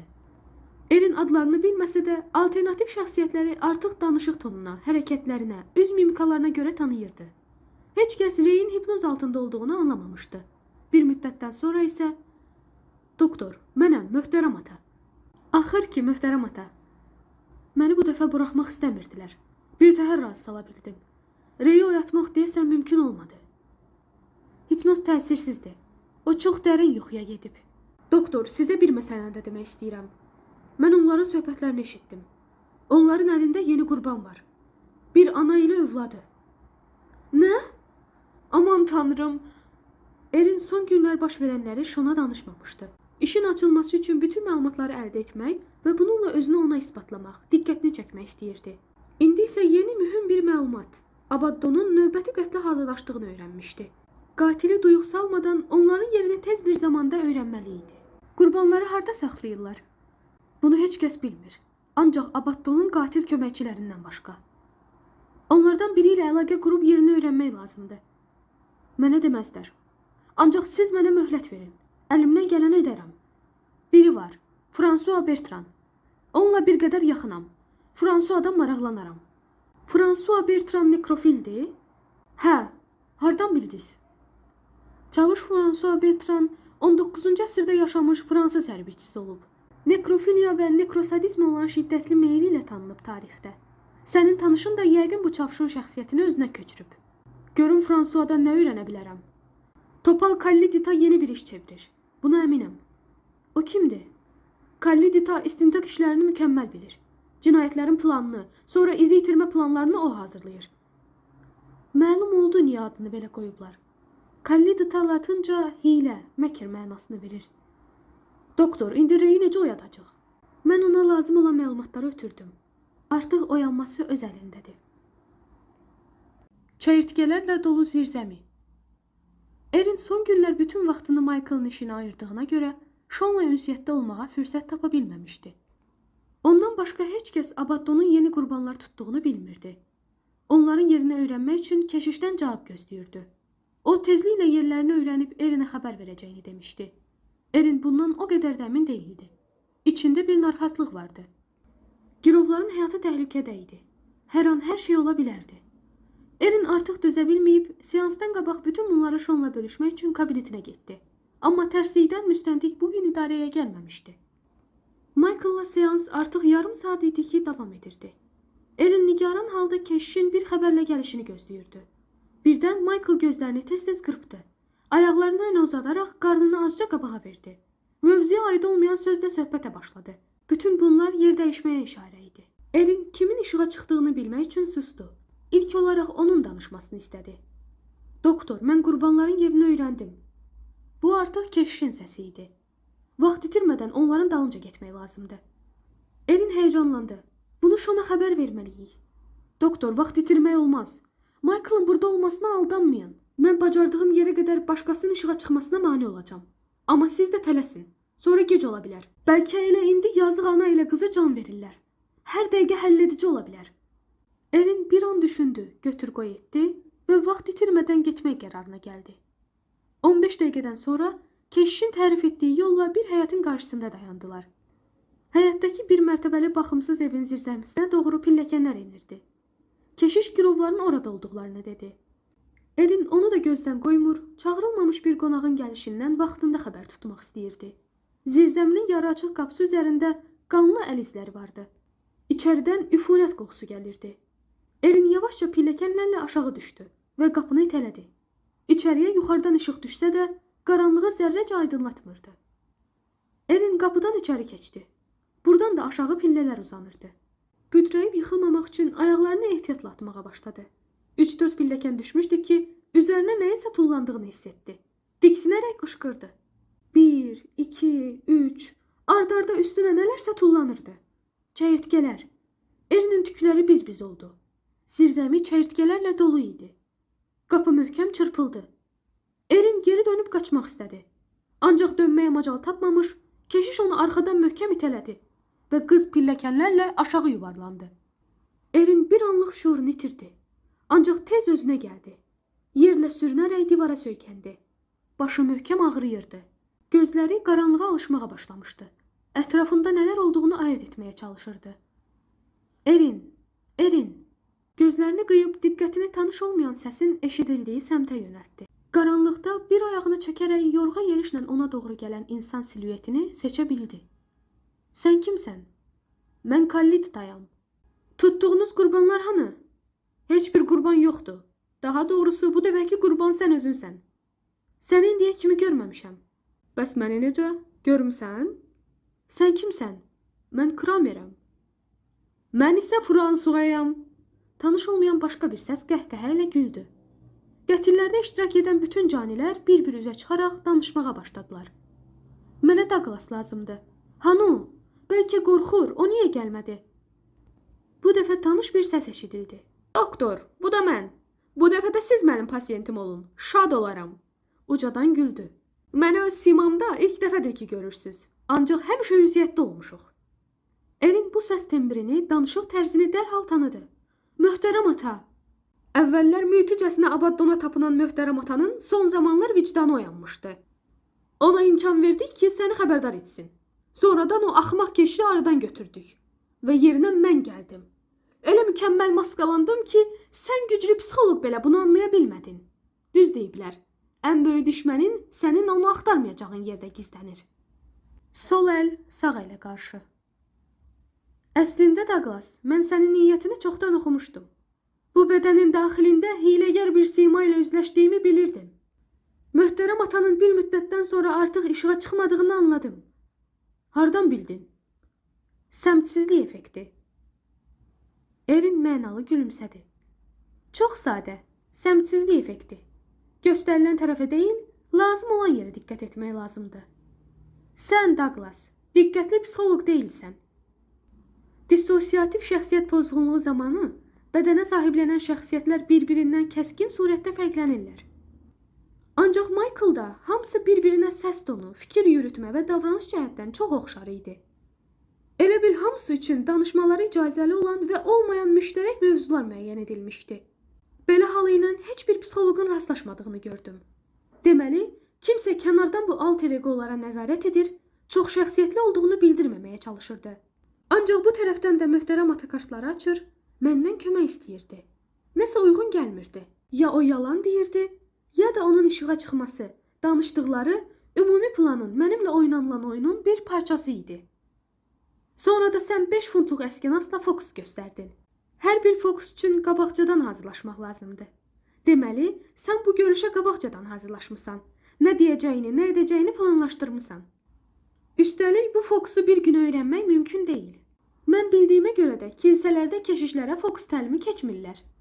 Bir də mən işimi ehtiyatlı tutmaq üçün hər dəfə möhtərəm ata ilə danışdıqda söhbət əsnasında onun özündən xəbərsiz kimlik sözləri qoyurdum. Sən onun adı ilə gələndə o kimliyi təyin edən sözlərdən danışdım. Sən isə başqa cavablar verdin. Onda anladım ki, sən möhtərəm ata deyilsən. Pis deyil. Douglas ucadan güldü. Ovcumdakı pulda öz əksimi görəndə anladım ki, növbəti qurban mənəm. Hər bir halda əzizim Erin, bu çox bilmişliyin sənə heç bir faydası olmadı və indi bizim əlimizdəsən. Ən dəhşətli şeylər bundan sonra başlayacaq. Sən Abaddonun üzə çıxması üçün veriləcək ən son qurbansan. Douglas, sən bir şeyi unuttun. Nəyi? Səmtsizlik effektini. Sizin bütün diqqətiniz keşişə yönəldiyi zaman mən Reyin şuur altına işləmək üçün başqa bir yol ilə gedirdim. Anlamadım. Hamı belə deyir. Elə bu effekt də bunun üzərində qurulub. Sən sağa baxdığın zaman mən solda öz işimi görürəm. Ancaq Reyin oyanmasına çox az qalıb. Sən çox danışdın. Douglas Erinin sözlərindən narahat olmağa başladı. Düşündü ki, Rey oyansa gec ola bilər. Danışığa vaxt itirməkdənsə Erinin işini bitirmək istədi. Qolundan tutub qızı yerə yıxdı. Gətirdiyi kəndirlə onu bağlamaq istədi. Erin müqavimət göstərir, onun əlindən qurtulmağa çalışırdı. Douglas sağ əli ilə yerdəki dəmir parçasını götürüb Erinin başına endirmək istədiyi an gözlənilməz bir şey oldu. Sol əli qəfildən Erini buraxdı. Sağ əlini havada yaxalayıb aşağı endirdi. İki əl arasında mübarizə başladı. Elə bil hər ikisi eyni gövdəyə aid olsalar da fərqli beyinlərdən göstəriş alırdılar. Sol əl dəmiri ələ keçirib sağ çiyninə, sağ dirsəyə möhkəm zərbələr endirdi. Çiyninə hədəf almış zərbələrdən biri gicgahını tutdu. Douglas ağrıdan bağırmağa başladı. Yerə çöktü, sürünüb divara söykəndi. Artıq müqavimət göstərməyə gücü yox idi. Alnını tər basmışdı. Bu nədir belə? Douglas həyəcan və qorxu içində pıçıldadı. Bu nə hoqqadır? Rey, bu sənsən? Douglasa elə gəldi ki, Rey Erinin dediyi kimi artıq oyanmağa başlayıb. Bədəni idarə etməyə çalışır. Əslində isə bu sadəcə psixoloji bir oyun idi. Erin Douglası öz planları, atdığı addımların səlisliyi, nəticədə də öz bacarığı barədə şəkkə salmışdı. Özünə olan güvənini məhv etmişdi. Ondan daha güclü olduğu fikrini aşılamaqla Douglası məğlub etmişdi. Nəticədə qorxu onun şuur altına işləmiş, təfəkkürünü tamamilə alt-üst etmiş, nəzarətdən çıxarmışdı. Hər nə qədər cəhd etsə də başladığı işi sona çatdıra bilmirdi. Erin onun başını üstünə aldı. Mən bilirdim ki, heç kəsə inanmaq olmaz. Hər yeri yalan və xəyanət basdığı halda kiməsə etimad etmək axmaqlıqdır. Ancaq kiminləsə başlamalıydım. Keşişlə başladım. Bilirdim ki, bütün diqqətlər bu dəqiqə keşişə yönəlib. Eyni zamanda heç kəsin əhəmiyyət vermədiyi biri ilə də kənarda əlaqə qurmalıydım. Bu Rudo oldu. Nə? Rudo? 5 yaşlı qız? Douglas güclə nəfəs alırdı. Bəli, Rudo. Körpə uşaq bunun üçün ən idealı idi. Heç kəs şübhələnmir. Həm də digər alternativ şəxsiyyətlər kimi hər hansı bir günaha bulaşmayıb. Heç kəsin yanında da gözü kölgəli deyil. Axı, Rudo işığa bir dəfə də olsun çıxmamışdı. Onunla necə əlaqə qurdun? Onunla yalnız yeganə etimad edə biləcəyim bir şəxsin köməyi ilə əlaqə qura bilərdim. Reyin, Douglas həyəcanla dedi. Rey bədənin əsl sahibi idi. Uzun müddət öncə yatdığına görə də heç kəsin ağlına gələ bilməzdi ki, onu qaldırsın, ondan nəsə öyrənsin. Reyə çatmaq üçün Michael'ı hipnoza salmaq lazım idi. Sizin tələnizə düşdüyümə arxayın olduğunuzdan Michael'ı hipnoz etməyə icazə verdiniz. Deməli, əmin idiniz ki, Reyi qaldıra bilməyəcəm. Üstəlik, nələr öyrəndiyimə də keşiş donuna girərək nəzarət etdiniz. Odur ki, bu axmaq addıma razı oldunuz. Michael'ı hipnoza salıb Rey ilə danışdım. Onun vasitəsilə Rudo'ya çatdım. Qızcığazı anası olduğuma inandırdım. Bu, hipnoz altında elə də çətin olmadı. Çünki uşaqlar həyatda ən çox analarına güvənirlər. Rudo bütün körpə qəlbi ilə anasına qovuşmağa can atırdı. Mən də bunun üçün nə etməli olduğunu başa saldım. Reyi oyatmaq. Rudo sizin içinizdə mənim görən gözüm oldu. O bütün gördüklərini, eşitdiklərini mənə çatdırdı. Bütün suallarımı cavablandırdı. Siz onun yanında maskalanmırdınız. Danışarkən ehtiyat etmirdiniz. Çünki o balaca, zərərsiz qızcığaz idi. Üstəlik bütün diqqətiniz keşişdə olduğundan bu qızcığazı heç görmürdünüz də. Reyin hamıya təsir edə biləcək yeganə şəxs olduğunu necə anladın? Dərin yuxuya getmiş birində bu qüdrətin olduğunu hardan bildin? Elə buna görə də onun yuxudan oyanmasından qorxurdunuz. Mən Rafteriyəm. Erin təbəssüm etdi. Rahibə Elizabeth McCollinin şəklini silməklə diqqətimi yayındırıb məni şəkillərin əks etdirdiyi həqiqətdən uzaqlaşdırmaq istəmişdiniz. Bəli, şərabxor şair Rafteri ilə rahibə bir pulun iki üzüdürlər. Deməli, müqəddəs şəxslər də özləri istəmədən günahkarlarla bir yerdə, hətta bir bədəndə qərar tapa bilərlər. Mümkündür ki, bu günahkarlar onlardan sui-istifadə etsinlər. Sinifdə uşaqların bütün informasiyaya gedən yolu Mən Rafteriyəm şeirindən keçir. Deməli, bütün şəxsiyyətlərə gedən yol və təsir də yalnız bədənin əsl sahibindən, mənindən keçir, Reydən. Bu da sizin səmsizlik effektinin açarı. Hə, yaxşı. Sən mənim düşündüyümdən də ağıllı çıxdın. Michael'la danışanda yəqin özünü avamlığa qoymuşdun, hə? Douglas yavaş-yavaş özünə gəlirdi. Narsisizm təhlükəli xəstəlikdir, Douglas. Özünü məndən çox ağıllı sandığın üçün ipuçları verdin. Tələyə düşmüş siçan kimi mənimlə oynamaq istədin. Elə bildin heç nə anlaya bilməyəcəm. İnsan öz üstünlüyünə əmin olduğu zaman ehtiyatı əldən verir. Bu zamanda səmsizlik fenomeni işə düşür. Diqqət olması mühüm məsələlər kənarda qalır. Ancaq sən bir şey də unudursan, doktor. Nə qədər gəvəzəlik etsən də, bu zirzəmidən qaçış yoxdur. Bura hər ikimizin məzarı olacaq. Erin qapıya tərəf qaçdı. Qapı içəri tərəfdən tamamilə hamar idi. Nə qədər əlini sürtdüsə də, açmaq üçün bir vasitə tapa bilmədi. Douglas gicgahından süzülüb dodaqlarına çatan qanı yalayıb, istehza ilə gülməyə başladı. Qanla yoğrulmuş xəmir. Şon bir mərtəbəli evin pəncərəsinə yaxınlaşdı.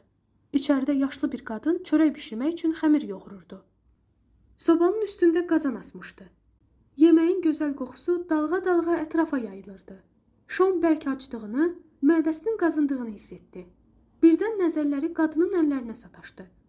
Qadının əllərindən qan axırdı. O buna əhəmiyyət vermədən xəmiri yoğurur, xörəyin dadına baxırdı. Əlinin qanı həm xəmirə qarışır, həm də ara bir iri çömçəsi ilə qarışdırdığı qazana damcılayırdı.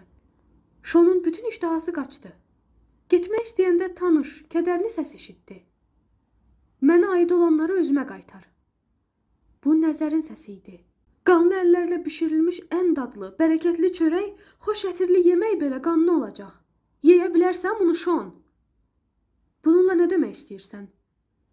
Murdar əllə ən pak şeylərə toxunsan, onları murdar edəcəksən. Əslində bilmək istədiyim bir şey var. Niyə müstəntiq olmusan? Niyə cinayətgəri bu qədər hərisliklə axtarırsan? Bilirsən, Nəzər, cinayətə, hərcməcliyə nifrət etdiyimi, günahsız insanların əziyyət çəkməsini həzm edə bilmədiyimi bilirsən. Deməli, ədaləti, qanunu, nizamı sevirsən. Zülmə, qanunsuzluğa nifrət edirsən. Bəs sən özün, Şon, əməlin sözünlə zidd deyilmi? Unudursan. Unudursan ki, biz öz prinsiplərimizdən əl çəksək, onlar qalib gələcəklər və bəşəriyyətin gələcəyi olmayacaq. Hədəfə çatmaq üçün vasitə lazımdır, Şon. Sənin dən vurduğun hədəflərdə müqəddəslik və ədalət var. Ədaləti isə ədalətsiz işlərlə bərpa etmək olmaz. Zülm toxumu əkib ədalət məhsulu biçə bilməzsən. Müqəddəs hədəf uğrunda yalnız humanist, qanuni və əxlaqi vasitələrdən istifadə etməlisən. Axı başqa cür qalib gəlmək olmur. Onlar kimi davrandıqda biz də onlardan biri oluruq. Bu zaman özümüzü qalib hesab etsək də, əslində onlar qalib gəlmiş olurlar. Sən qalibiyyət sözünün mənasını anlamamısan. Qalibiyyət son nəticədə ən az zərərə uğramaqdır. Öz yolundan dönməməkdir. İnsaniyyəti saxlayaraq məqsədə çatmaqdır. Nəzər, hədəf üstündür, yoxsa onu aparan vasitə? Vasitə hədəfdən ayrı deyil, dostum. Onun bir hissəsidir. O ikisi arasında qopmaz, təbii bağlılıq var. Bəzən ailə hədəf kimi gördüyümüz şeylər ailə olmur. Nəzər, onlar sənə və ailənə qıydılar. Bu alçaqlıq nə qanuna sığır, nə də əxlaqa. Sən isə onlarla humanist davranmağımı istəyirsən. O hadisə həyatımızın istiqamətini dəyişdi. Bir çoxlarının, mənim, ailəmin, qətil törədənlərin və sənin. Hətta bilmədiyimiz, tanımadığımız bir çoxların da həyatında dönüş nöqtəsi oldu. Bu cür hadisələrdə böyük sirlər yatır. Üzərindəki pərdəni qaldırmağa da gücüm yetməz. Baş verənlərə qiymət vermək üçün həmin hadisə nəticəsində həyatları dəyişmiş bütün insanları keçmiş və gələcəkləri ilə birgə görməyi bacarmalıyıq. O hadisəni sonsuz yaradılışın içində görmək lazımdır. Sən, Şon, o hadisəni yalnız çox kiçik bir fraqmentinə baxır, yalnız o onun əsnasında fikir yürüdürsən. O hadisə onların seçimi idi. O hadisədə hamının seçimi var. Sənin də. Düzgün seçim et. O hadisənin sənin üçün pis bir dönüş, yolundan sapdığın nöqtə olmasına yol vermə. Nəzər, nə qədər zaman sonra qarşılaşdıq? Mənə deyəcəyin başqa sözün yoxdur? Həmişə kimi nəsihət verəcəksən? Darıxıram sənin üçün, dostum. Mən də darıxıram. Bilirsən ən çox nə düşünürəm? Nə? Taqqıltı səsinə diksinərək yuxudan oyandı. Yazı masasının arxasında yuxulayınca qələmi əlindən sürüşüb döşəməyə düşmüşdü. Mətbəxə keçib bir stəkan su içdi. Təkrar yaz masasına yaxınlaşdı. Çəkməcəni açıb oradakı qutunu çıxartdı. İçində qumaş parçaya bükülmüş balta və ət döyəcləmək üçün çəkic vardı. Şon soyuqqanlılıqla onları əlinə götürdü. O tərəf bu tərəfinə baxdı. Sonra parçaya büküb ehmalca yerinə qoydu. Artıq 3-cü gün idi ki, Erin ortalıqda yox idi.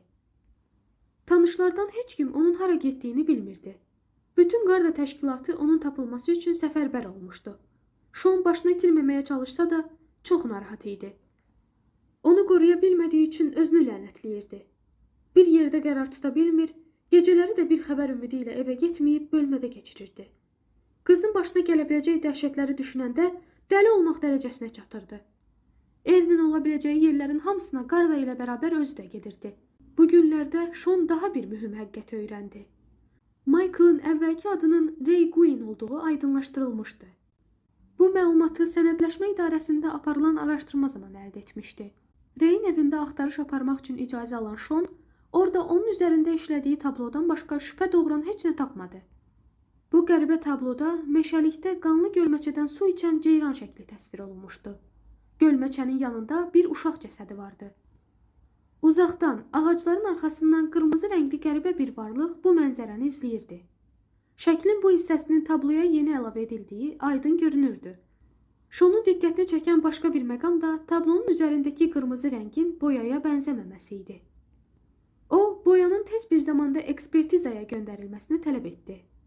Cavab özünü çox gözlətmədi. Onun qan ləkəsi olduğu məlum oldu. Özü də bu, Finbar kilsəsindən tapılmış qanla eynilik təşkil edirdi. Deməli, burada Ray'dən başqa ayrı bir şəxs də var. Bu ikinci şəxs Abaddan olmalıdır. Əcaib varlıq. İşləri kənardan izləyən də, idarə edən də odur. Ray'in özü də burada bir oyunçudur. Şon öz-özünə düşündü. Şon buradan çıxıb Erinin mənzilinə yollandı. Bu mənzilə ikinci gəliş idi. Qapıda qar da keşik çəkirdi. Dəyişən bir şey yox idi. Şon qapıdan içəri keçəndə sanki kimsə ürəyini ovucuna alıb sıxdı. Özünü toplayıb ev axtarmağa başladı. Bu dəfə nə axtardığını təxmin edə bilirdi. Çəkməcələrin birində Michael'a, yəni Ray'ə aid olan qovluğu tapdı. Erinin qeydlərini, söhbətlərin səs yazısını dinlədikdən sonra beynində bütün daşlar yerinə oturmuş oldu. 75 əskər. Zirzəmi məzar kimi səssiz idi. Heç kəs işığa çıxmadığından Reyin hissiyatsız bədəni lazımsız əşya kimi divarın dibində yerə uzanıb qalmışdı. Erin isə zirzəmidən çıxış yolunu axtarmaqdan yorulub, aclıq və susuzluqdan üzülmüş halda bir küncdə dizlərini qucaqlayıb oturmuşdu. Buradan necə çıxacağını düşünürdü. Reyə toxunmağa da qorxurdu. Onun bədəninə kimin hakim olacağını bilmək olmazdı. Rey indiyə qədər eşitmədiyi bir səs eşitdi. Əvvəlcə sanki dərin quyunun dibindən gələn bu səs getdikcə yaxınlaşırdı. Yaxınlaşdıqca da hər yerdən eşidilməyə, əks səda verməyə başladı. Mən sənə yardım edəcəyəm. Reyin qarşısında qoca bir kişi dayanmışdı. Yaşının çox olduğu hiss olunurdu. Onu görən kimi Rey ayağa qalxdı. Bu 1600 illik ömrümdə sənin kimilərə elə də çox rast gəlməmişəm. Adınız nədir? Mən Peddiyəm. Peddi, bütün İrlandların bir-birinə müraciət etdikləri ümumi bir adı idi. Müqəddəs Patrikin də adı sayılırdı. Rey düşündü ki, yəqin o həqiqi adını demək istəmir. Hər kəsin içində bir Abaddon var. İnsanlar daim onu zəbt etməyə çalışırlar. Sən isə onu azad etməyə hazırlaşırsan? Mən bunu etmirəm. Ancaq əməllərin edir. Abaddon üzə çıxsa, Reydən heç nə qalmayacaq. Pettinin səsi bu dəfə onun arxasında eşidildi. Ancaq Rey geri dönənə qədər qeyb oldu. Ruhun sonsuz sayda mərtəbələri var. Hər birinə çatdıqda insanın şəxsiyyəti dəyişir, yeni xüsusiyyətlər əldə edir. Hər bir mərtəbə ruha fərqli qüdrət, fərqli hisslər verir, fərqli hallar yaşadır. Fəzada dalğalanan bu səs yuxarıdan gəlirdi.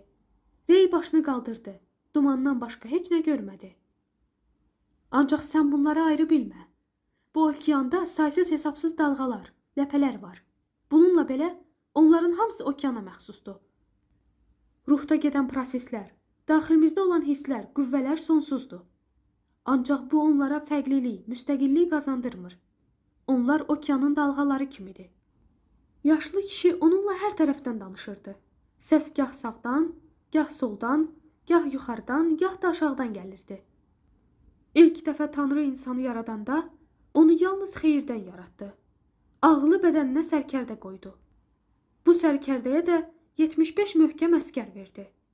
Bunu görən cəhalət ağla paxıllıq etdi. İçində ona qarşı kin yarandı. Ağlı məhv etmək və bədəni hakimiyyəti altında saxlamaq istədi. Tanrıya etiraz etdi. Ağıl da sənin yaratdığındır, mən də. Nəyə görə ona bu qədər güclü ordu vermisən? Ona ehtiram göstərirsən. Mənə isə heç nə verməmisən. Bəlkə onu məndən daha güclü hesab edirsən. Onunla vuruşa bilməyim üçün mənə də ordu ver. Bax gör hansımız güclüyük. Bu zaman Tanrı cəhalətə də 75 əskərlə insan bədəninə daxil olmaq icazəsi verdi. Ancaq insan bədənində yalnız 75 yer olduğundan hər hansı bir əskərin daxil olması üçün digəri getməlidir. O vaxtdan bədənlərə sahib olmaq uğrunda ağıl və cəhalət arasında müharibə başladı. Bu amansız müharibə bütün insanların bədənləri uğrunda gedir. Çoxları onu uduzdular. Sən də uduzmaq üzrəsən, Rey. Sən hazırda 73 əskərini itirmisən. Peddi, mən ümidimi itirmişəm. İnanmıram ki, ağla 73 əskərini geri qaytarmaqda yardım edə bilim. Mənim üçün hər şey çox gecdir. Ümid. Nə? Ağlın ən mühüm döyüşçülərindən birinin adıdır Ümid. Rey, əgər 10 milyon funtluq müqavilə imzalasan, nə düşünərsən? Düşünərəm ki, bəxtim gətirdi. İş belə alındı. Təsadüfən oldu. Ya da hansısa həmkarımın burada böyük zəhməti olub. Hətta ola bilər ki, müqaviləni bağlayanların mənə yazığı gəlib. Bir daha belə bir şansın olacağını gözləyərdimmi? İnanmıram bir də belə şansım olsun. Sənin içində Ümid adlı döyüşçü sağ olsaydı, belə cavab verərdin. Mən bacarıqlı və ağıllıyam. Bu elə belə də olmalı idi. Mən çox zəhmət çəkmişdim. Nəticə başqa cür ola bilməzdi. Gələcəkdə də bu cür uğurlu işlərim mütləq olacaq. Mən həmişə düşünmüşəm ki, uğurlu proyektlər məndə alınsa, bu təsadüfən olar. Nədəsə bəxtim gətirər. Səhvin də bundadır. Uğurunu təsadüfə, şəraitə, digər insanların ayağına yazırsan. Bu ümidi öldürür. Sən onun nəfəsini kəsirsən. Ümid istəyir ki, onu öz uğurunla, nailiyyətlərinlə qidalandırasan. Öz uğurunla, Rey, başqasının yox. Düşünməliydin ki, hər şey sənin səyindən asılıdır. Çalışsan, nəticəni mütləq görəcəksən. Bu, Qalber Limerik yolu ilə cənuba doğru davamlı hərəkət etdikdə, sonunda Limerikə çatacağın kimi bir şeydir. Mümkün deyil ki, ora çatmayasan. Mən isə cənuba hərəkət etdikcə, həmişə beynimdə bu fikir dolanırdı ki, birdən Berklerə gedib çıxaram. Limerik İrlandiyanın cənubunda yerləşən bir şəhər. Berkler isə İrlandiyanın şimalında yerləşən bir şəhər. Əgər 1 milyonluq müqavilənin imzalanması qərarı son anda ləğv olunsa, pis olarsan? Xeyr, qətiyyən. Çünki belə böyük sadişin alınmayacağını elə əvvəlcədən hiss edirdim. Bu işlərin alınmaması mənə görə normaldır. Əgər hər atdığın addım uğursuzluqla nəticələnsə, nə düşünərsən? Düşünərəm ki, bu hələ başlanğıcdır. Vəziyyət bundan da pis olacaq. Axı mən özümü xoşbəxtliyə layiq görmürəm, Peddi. Futbol oynasan, oyun başlayan kimi komandanız 3-0 uduzsa, həvəsdən düşərsən? Hə, mənim üçün oyunun əvvəli çox mühümdür. Əvvəlində oyun yaxşı getmədisə, davam etməyə həvəsim qalmır. Çox vaxt bir bəhanə ilə oyundan çıxıram. Komandaya da yerimə başqasını götürürlər. Sən oyundan çıxandan sonra olubmu ki, oyunda sizin komanda qalib gəlsin? O qədər olub ki, deyərdim ki, yarıdan çoxunda qələbə qazanıblar. Bəs bunu biləndə nə düşünmüsən?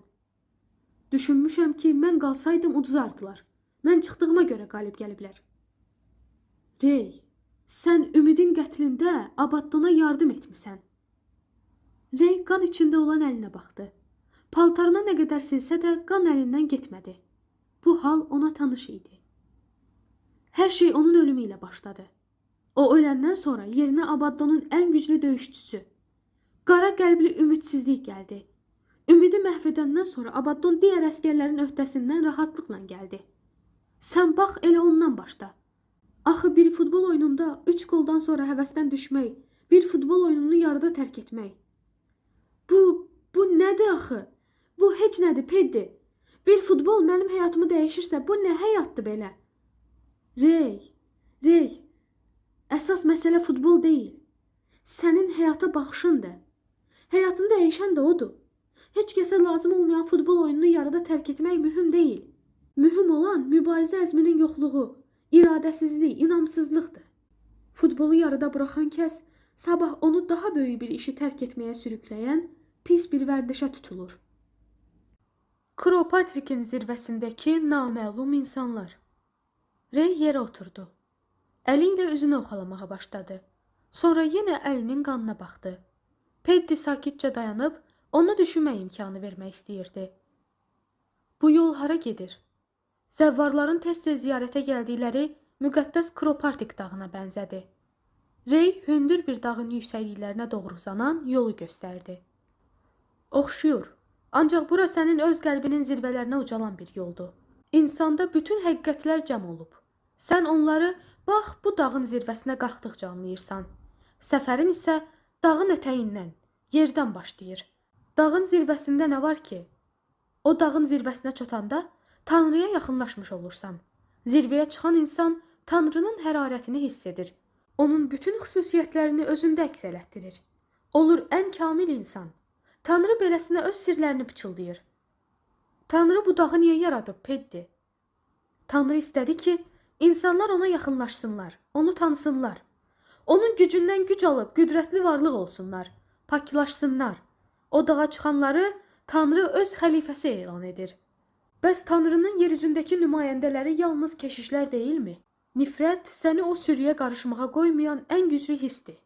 Onların iyrənc həyatlarına, çirkin davranışlarına nifrət, səni tapdalamaq istəklərinə, səni təslimiyyətə aparan qorxularına nifrət.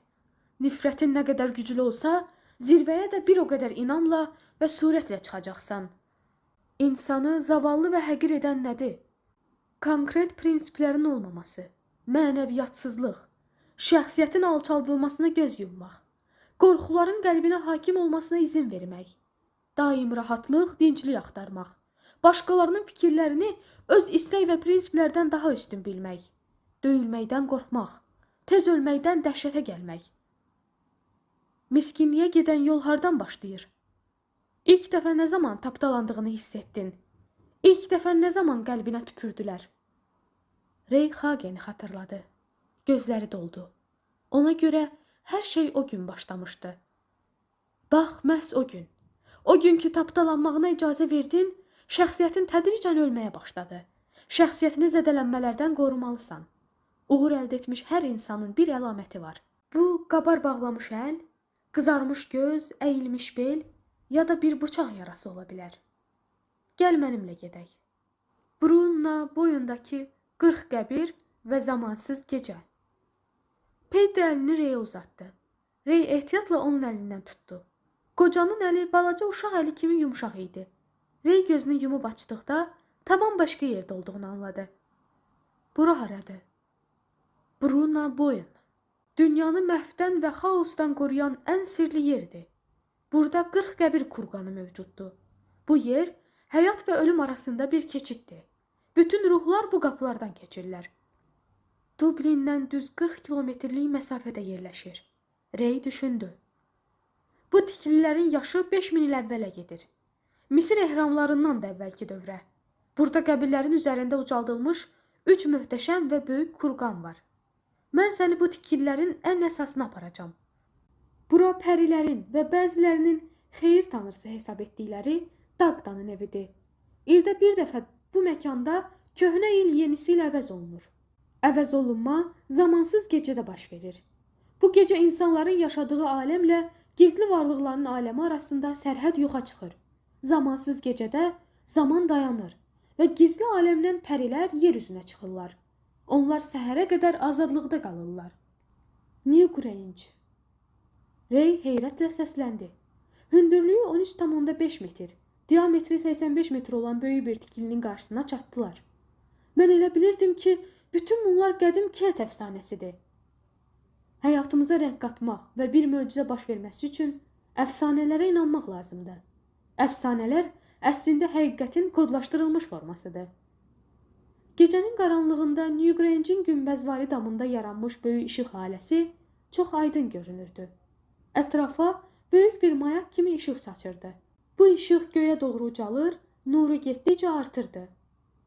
Bu gecədə insana keçmişdə əldən verdiyi fürsətləri dəyərləndirmək, buraxdığı səhvləri düzəltmək fürsəti də verilir. Axı mənim səhvlərim çox uzaq keçmişə aiddir. Rey məyus halda dilləndi. Nə qədər uzağa? 1000 aydan da çox? Yox, əlbəttə ki. Bəlkə 200 aydan çox olar. Bu gecə itirdiyin 1000 ayın fürsətini belə geri qaytarmaq qüdrətinə sahibdir. Bu isə bir insan ömrü qədərdir. Peddi, bunlar kimin qəbridir? Sənin bunu bilməyin düzgün olmaz. Onlar kurqanın daş biltələrindən düzəldilmiş balaca qapısından içəri keçmək üçün əyilməli oldular. Qapıdan keçən kimi dar, lakin işıqlı daş dəhlizdə qərar tapdılar. 2 nəfərin yanaşı getməsi çətin olduğundan Peddi qabağa keçdi. Reyə arxasınca gəlməsini işarə etdi. Divarlarda sirli rəmzlər, işarələr, iç-içə çəkilmiş dairələr vardı. Yanlarından keçdikləri rəmzlər parıldamağa və daha dəqiq seçilməyə başlayırdı. Rey, buralar il boyu zülmət içində olur. Yalnız bu gecə səmanın qapıları açılır və kurqanın içərisi pərilərin nuru ilə işıqlanır. Biraz getdikdən sonra onlar kurqanın düz ortasına çatdılar. Burada bir qəbir vardı. Bu kimin qəbridir? Deyə Rey əli ilə qəbri göstərdi. Bu sənə çox yaxın və eyni zamanda da səndən çox uzaq olan bir insanın qəbridir. Rey qəbrin 3 metrliyində dayandı. Onu həyəcan bürümüşdü. Əsim-əsim əsirdi. Peddi əlini Reyin çiyinlərinə qoyub dedi. Onun beləcə qəfli ölümünü heç gözləmirdin?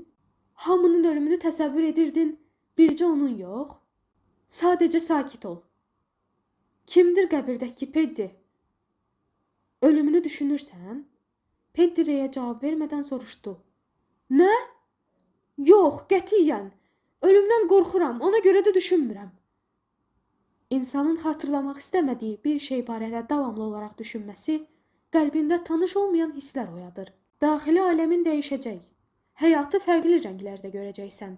Əslində ölümü düşünməkdə böyük sirlər yatır. Tanrı hər kəs tapa bilməsin deyə həyatın ən böyük sirrini məhz ölümdə gizlədib. İnsanlar isə onu həyatda axtarırlar.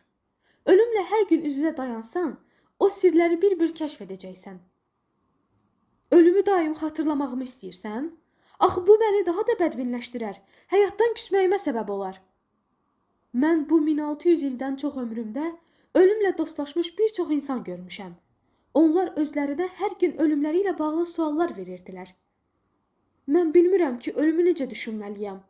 Məni ölüm barədə nələr maraqlandırmalıdır? Əslində düşünməli o qədər çox şey var ki, Rey. Düşün ki, əgər axşam öləcəyini bilsən, indi nə edərdin?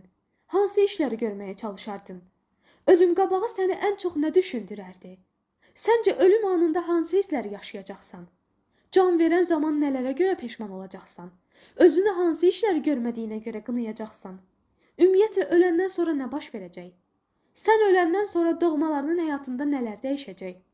Düşünmüsənmi heç dahi Sokrat, Aristotel, İbn Sina indi hardadılar? Böyük Leonardo da Vinci, Van Gogh, Pascal, Einstein, Tolstoy, onlar bəs. Səncə onlar indi hardadılar? Keçmişdə yaşamış milyarlarla insan öləndən sonra hara gedib? Bunları düşün. Bəzən düşünmək çətin gəlir. Peddi Reyin əlindən tutdu və qəbrə yaxınlaşmasını istədi. Rey çəkinirdi. Peddinin təkidindən sonra qorxa-qorxa qəbrə yaxınlaşdı. Qəbrə baxdıqda dəhşətə gəldi. Boğazı qurudu. Bu ki mənim qəbrimdir. Peddi ondan əlini qəbrin üzərinə qoymasını istədi. Rey əlləri əsə-əsə qəbrə toxundu. Nə hiss edirsən? Öz qəbrinin yanında durmaq. Ölümünü görmək necə hissdir? Rey gözlərini yumdu. Dodaqları qurumuşdu. Susuzluq hiss edirdi. Davamlı udqunmağa başladı. Əbədi olmadığımı anlayıram. Həyatımın necə qısa olduğunu və necə sürətlə keçdiyini düşünürəm. Vaxtım nə qədər də az imiş. Dünyadan ayrıldığımı hiss edirəm. Məni artıq dünya ilə bağlı heç bir məsələ maraqlandırmır. Nə itdi, nə tapıldı, kim xəstələndi, kim sağaldı, hansı problemlər yarandı. Artıq insanların fikirləri də məni düşündürmür. Qorxmuram insanların qınağından. Təriflərini də ummuram. Uduzmaqdan, döyülməkdən, hətta öldürülməkdən belə qorxmuram artıq. Nə fiziki, nə də mənəvi. Heç bir ağrı hiss etmirəm. Bu necə baş verdi? Beynim indi daha iti işləyir. Fikirlərim də daha aydındır. İndi həyatımda baş verən hadisələri tamam başqa işıqda təhlil edirəm. Ölümü düşünmək məndə mübarizlik yaradır. Ertələdiyim işləri indi bu andaca görmək istəyirəm. Həyatdakı çətinliklər artıq aşılmaz deyil. Bir də məni ən çox özüm düşündürür. İçimdəki pisliklərdən qurtulmaq, başdan başa yaxşılıq olmaq istəyirəm.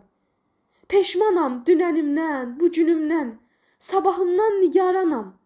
Peşmanam, çox peşmanam. Ən çox nəyə?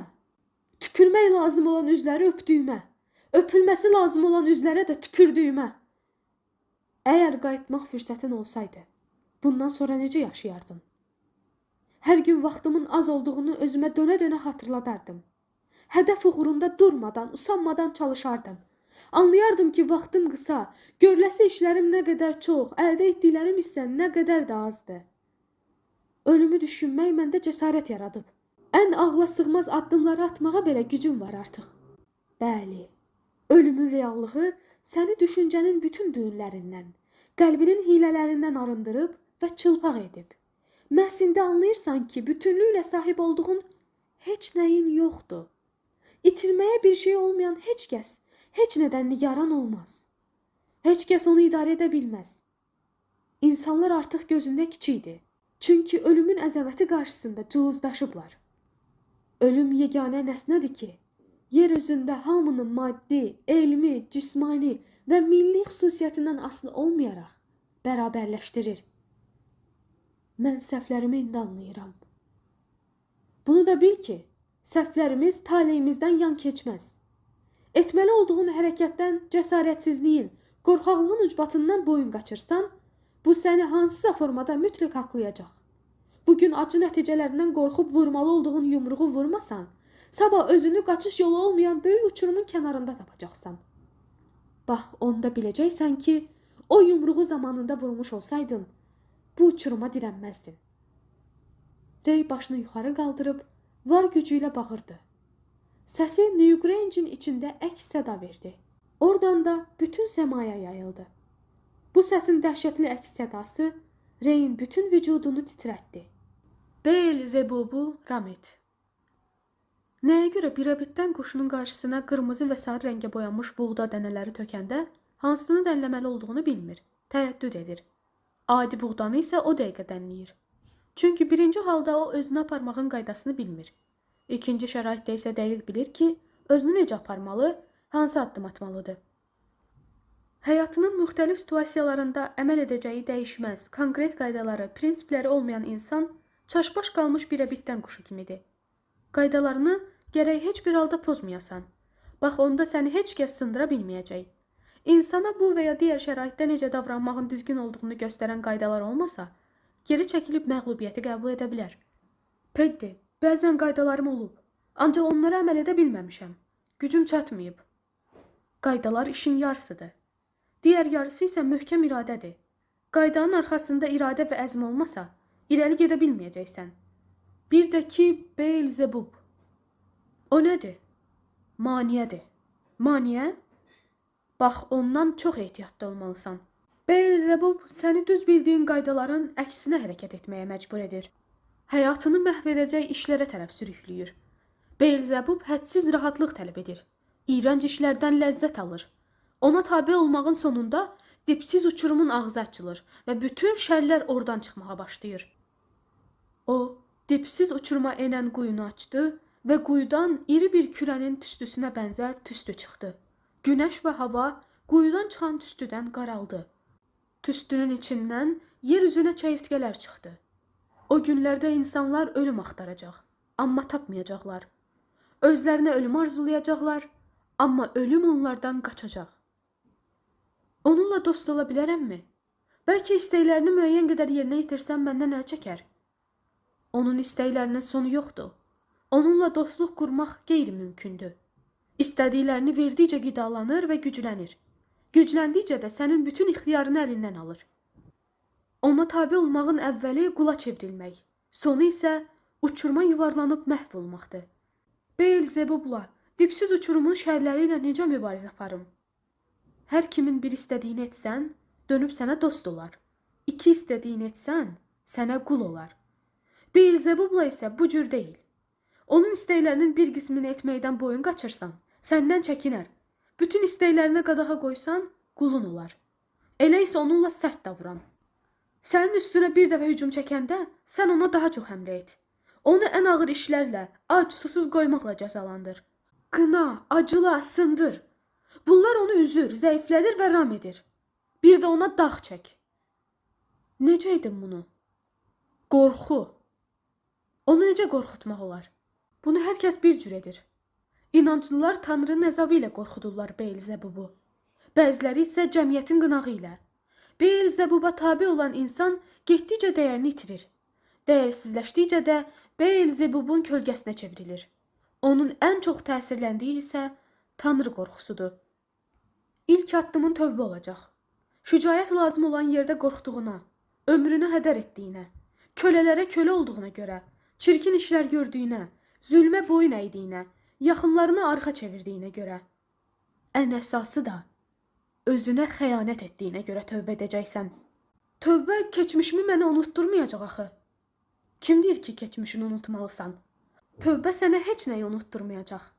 O səni içindəki gərginlikdən xilas edəcək. Sənə yenidən ayağa qalxmaq üçün güc verəcək. Gələcəyinə inanmaq üçün ümid verəcək.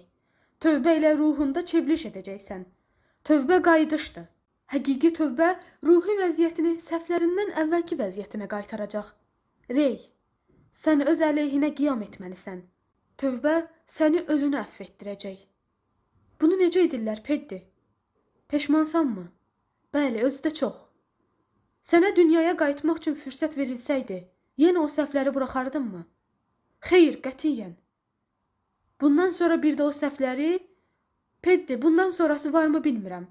Tanrıya and olsun ki, yorulmuşam, tükənmişəm artıq. Rey sözünü bitirə bilməyib hönkürtü ilə ağladı. Qorxuram ki, gələcəkdə bir də sınaram. Bir də bu qorxunc səhvlərə yol verərəm. Rey.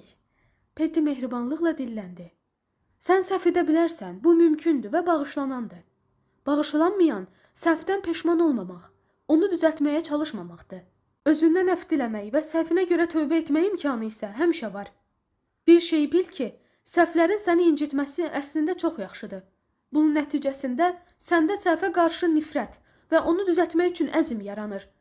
Hər buraxdığın səhv nifrətini biraz da artırır. Sən keçmişdəki səhvlərini və onlardan doğan acı nəticələri düşündükcə, içində yaranan böyük qəzəb və nifrəti özünün məhvə yönəltməklə daha da böyük səhvlərə zəmin yaratmış olursan. Əksinə, nifrətini bu səhvləri bir daha buraxmamaq istiqamətinə yönəltsən, bax o zaman xeyirli sona varacaqsan. Həqiqi tövbə də elə budur. Peddi, sən əvvəllər hardaydın? Niyə məhz indi gəlmisən? Peddi gülümsədi. Rey, mən həmişə sənin yanındaydım. Sadəcə səsimi eşitmirdin. Məni eşitmək üçün hərdən çox yüksəyə qalxmaq, hərdən isə çox aşağı enmək lazımdır. Peddi əlini Reyə uzatdı. Səni indi ən böyük sınaq gözləyir. Keçmişini düzəldə bilməzsən, ancaq gələcəyini dəyişə bilərsən. Əlini ver mənə, Rey. Osragi canavarının izi ilə. İlk cinayət baş verən gündən bu günə kimi toplam 2000 nəfər sorğuya çəkilmişdi. Ölkənin bütün qarda əməkdaşlarına sorğu blankları göndərilmişdi. Şon onlardan əhəmiyyətsiz hesab etdikləri ən xırda detalları belə blankda qeyd etmələrini tələb etmişdi. Müstəntiq Şonun düşüncəsinə görə, cinayət araşdırılan zaman diqqəti yalnız məhbusluq həyatı yaşamış, yaxud da şübhəli şəxslərə deyil, eyni zamanda cinayətlə əlaqəli saxlanılmış, lakin sonradan yetərincə dəlil olmadığından sərbəst buraxılmış adamlara da yönəltmək zəruri idi. Çox vaxt cinayət barədə ən mühüm məlumatların məhz onlardan əldə edildiyini təcrübəsindən bilirdi. Toplanan məlumatlar bu işlə əlaqədar yaradılmış böyük bölmə tərəfindən araşdırılır, diqqət çəkənlər Şonon ilə göndərilir, o bir-bir onları gözdən keçirirdi. Qarda əməkdaşlarından birinin bir il bundan öncə bir gecə bölmədə saxlanılmış şəxslə bağlı etdiyi qeyd Şonun diqqətini çəkdi. Buna səbəb o şəxsin sorğu zamanı müstəntiqin suallarına şəkil çəkərək cavab verməsi idi. Həmin şəxs sorğuda heç bir şübhə doğuran məlumat vermədiyindən sərbəst buraxılmışdı. Şon o şübhəlini sorğuya çəkən müstəntiqi yanına çağırdı. Məlum oldu ki, sorğu zamanı suallara şəkil çəkərək cavab verən şəxsi məşğul edən Rene Magritte'in İşığın İmperiyası əsəri idi. Şübhəli şəxs Ben Farrell adlı həvəskar rəssam idi. O, sorğu müddətində ancaq şəkil çəkməklə məşğul olmuşdu. Bununla gərginliyi azalırmış. Əgər şəkil çəkməklə sakitləşirsə, bu adamın rəsmi olan hədsiz sevgisini göstərir. Şon düşündü. Farrell qeyd etdiyi ünvanda tək yaşayırdı. İttiham üçün dəlil olmadığından ifadəsini alıb sərbəst buraxmışdılar. Şon müstəntiqlə söhbətini bitirdikdə artıq saat 4 idi. MacGregor'ın otağına daxil oldu. Düşüncəli halda pəncərəyə yaxınlaşıb küçəyə göz gəzdirdi. Ben Farrell'in bu işə aydınlıq gətirəcəyinə əmin idi. Halqa getdikcə daralırdı. Həmişə belə məqamlarda sirlər bir-birinin ardınca çözülməyə başlayır. Buna görə də bu günlərdə başqa uğurlu tapıntıların da olacağına ümid edirdi. MacGregor qarşısında qalaqlanmış məlumatları bir-bir oxuyur, kənara qoyurdu. Ara bir də oxuduğu məlumatlardan bəzi diqqət çəkən məqamları ucadan səsləndirirdi. İt kimi hürərək insanların üzərinə tullanırdı. MacGregor əlinə aldığı növbəti məlumatı oxuyub, etina etmədən gülüb kənara qoydu. İt kimi hürərək, yoxsa canavar kimi ulayaraq? Burada bir məlumatda yazılıb ki, bir nəfər mağazada quduz it kimi davranır, insanlara hücum edirmiş. Bir də ki, nə fərqi var, cənab O'Neill? MacGregor maraqla soruşdu. MacGregor, bunu dəqiqləşdir. Gör, bu adam özünü Osragi canavarı hesab etmirdi ki. MacGregor Galway-dəki bölmə ilə əlaqə saxladı. Ona həkim Fidelma ilə əlaqə saxlamasını dedilər. Telefon danışığından sonra o heyrət içində Şonun yanına gəldi. Siz bunu necə bildiniz, cənab O'Neill? Dublində Abaddonun evindəki şəkillər arasında müqəddəs Patrick'in təsviri var idi. Yanında da canavar. Hər halda bu canavar Patrick'in lənətindən sonra Osragi canavarına çevrilmiş insan idi. Bəzi şahidlər də cinayət yerinin yaxınlığında canavar ulamasını eşitdiklərini deyirdilər. Oralarda da heç canavar olmadığından yalnız bir ehtimal qalırdı. Hər kimdisə canavar kimi uluyur. Necə olub ki, bu agentin nəzərindən qaçıb? Şon özlüyündə düşündü. O'Neill'in bir çox yerlərdə olduğu kimi xəstəxanalarda da agentləri vardı. Onlardan birini də Fidelmanın işlədiyi xəstəxanadakı psixoloji xəstələr arasında bəlləmişdi. Şon ara bir onunla danışırdı. Rəssam özü də bilmədən xəstələr arasında baş verən hadisələrdən, qeyri-adi hallardan, burada gəzən söz-söhbətlərdən müstəntiqi xəbərdar edirdi. Ernesti xəstəxanadan çıxardanların ünvanını tez bir zamanda müəyyənləşdirdilər. Onlar özlərini xəstənin atası və qardaşı kimi təqdim etmişdilər. Həkim Fidelma 5 günlük müşahidə zamanı Ernestdə heç bir psixoloji problem aşkar etmədiyi üçün arada müayinəyə gətirmək şərti ilə onun atası ilə getməsinə icazə vermişdi. Atası Ernestdə əvvəllər də bu cür əsəb tutmaları olduğunu, indi isə həyatlarında bəzi problemlər yaşadığına görə bu halların yenə ara-sıra təkrar olduğunu deyərək həkim Fidelmanı inandırmış və Ernest bir daha müayinəyə gəlməmişdi. Onların verdikləri ünvan qarda tərəfindən yoxlanıldı və orada belə şəxslərin yaşamadığı məlum oldu. Ernest Belfastda yaşadığı evi də uzun illər öncə tərk edib başqa yerə köçmüşdü. Həkim Fidelman Reyin şəklini görən kimi tanıdı. Beləcə, Ernestin Reyin alternativ şəxsiyyətlərindən biri olduğu məlum oldu. Sean, rəis Doyle'un otağına gəlib əməliyyata başlamaq üçün icazə istədi. Lakin Doyle əllərində kifayət qədər dəlil olmadığından nizamnaməni pozmağa ixtiyarı olmadığını dedi. Sean'un israrının heç bir faydası olmadı.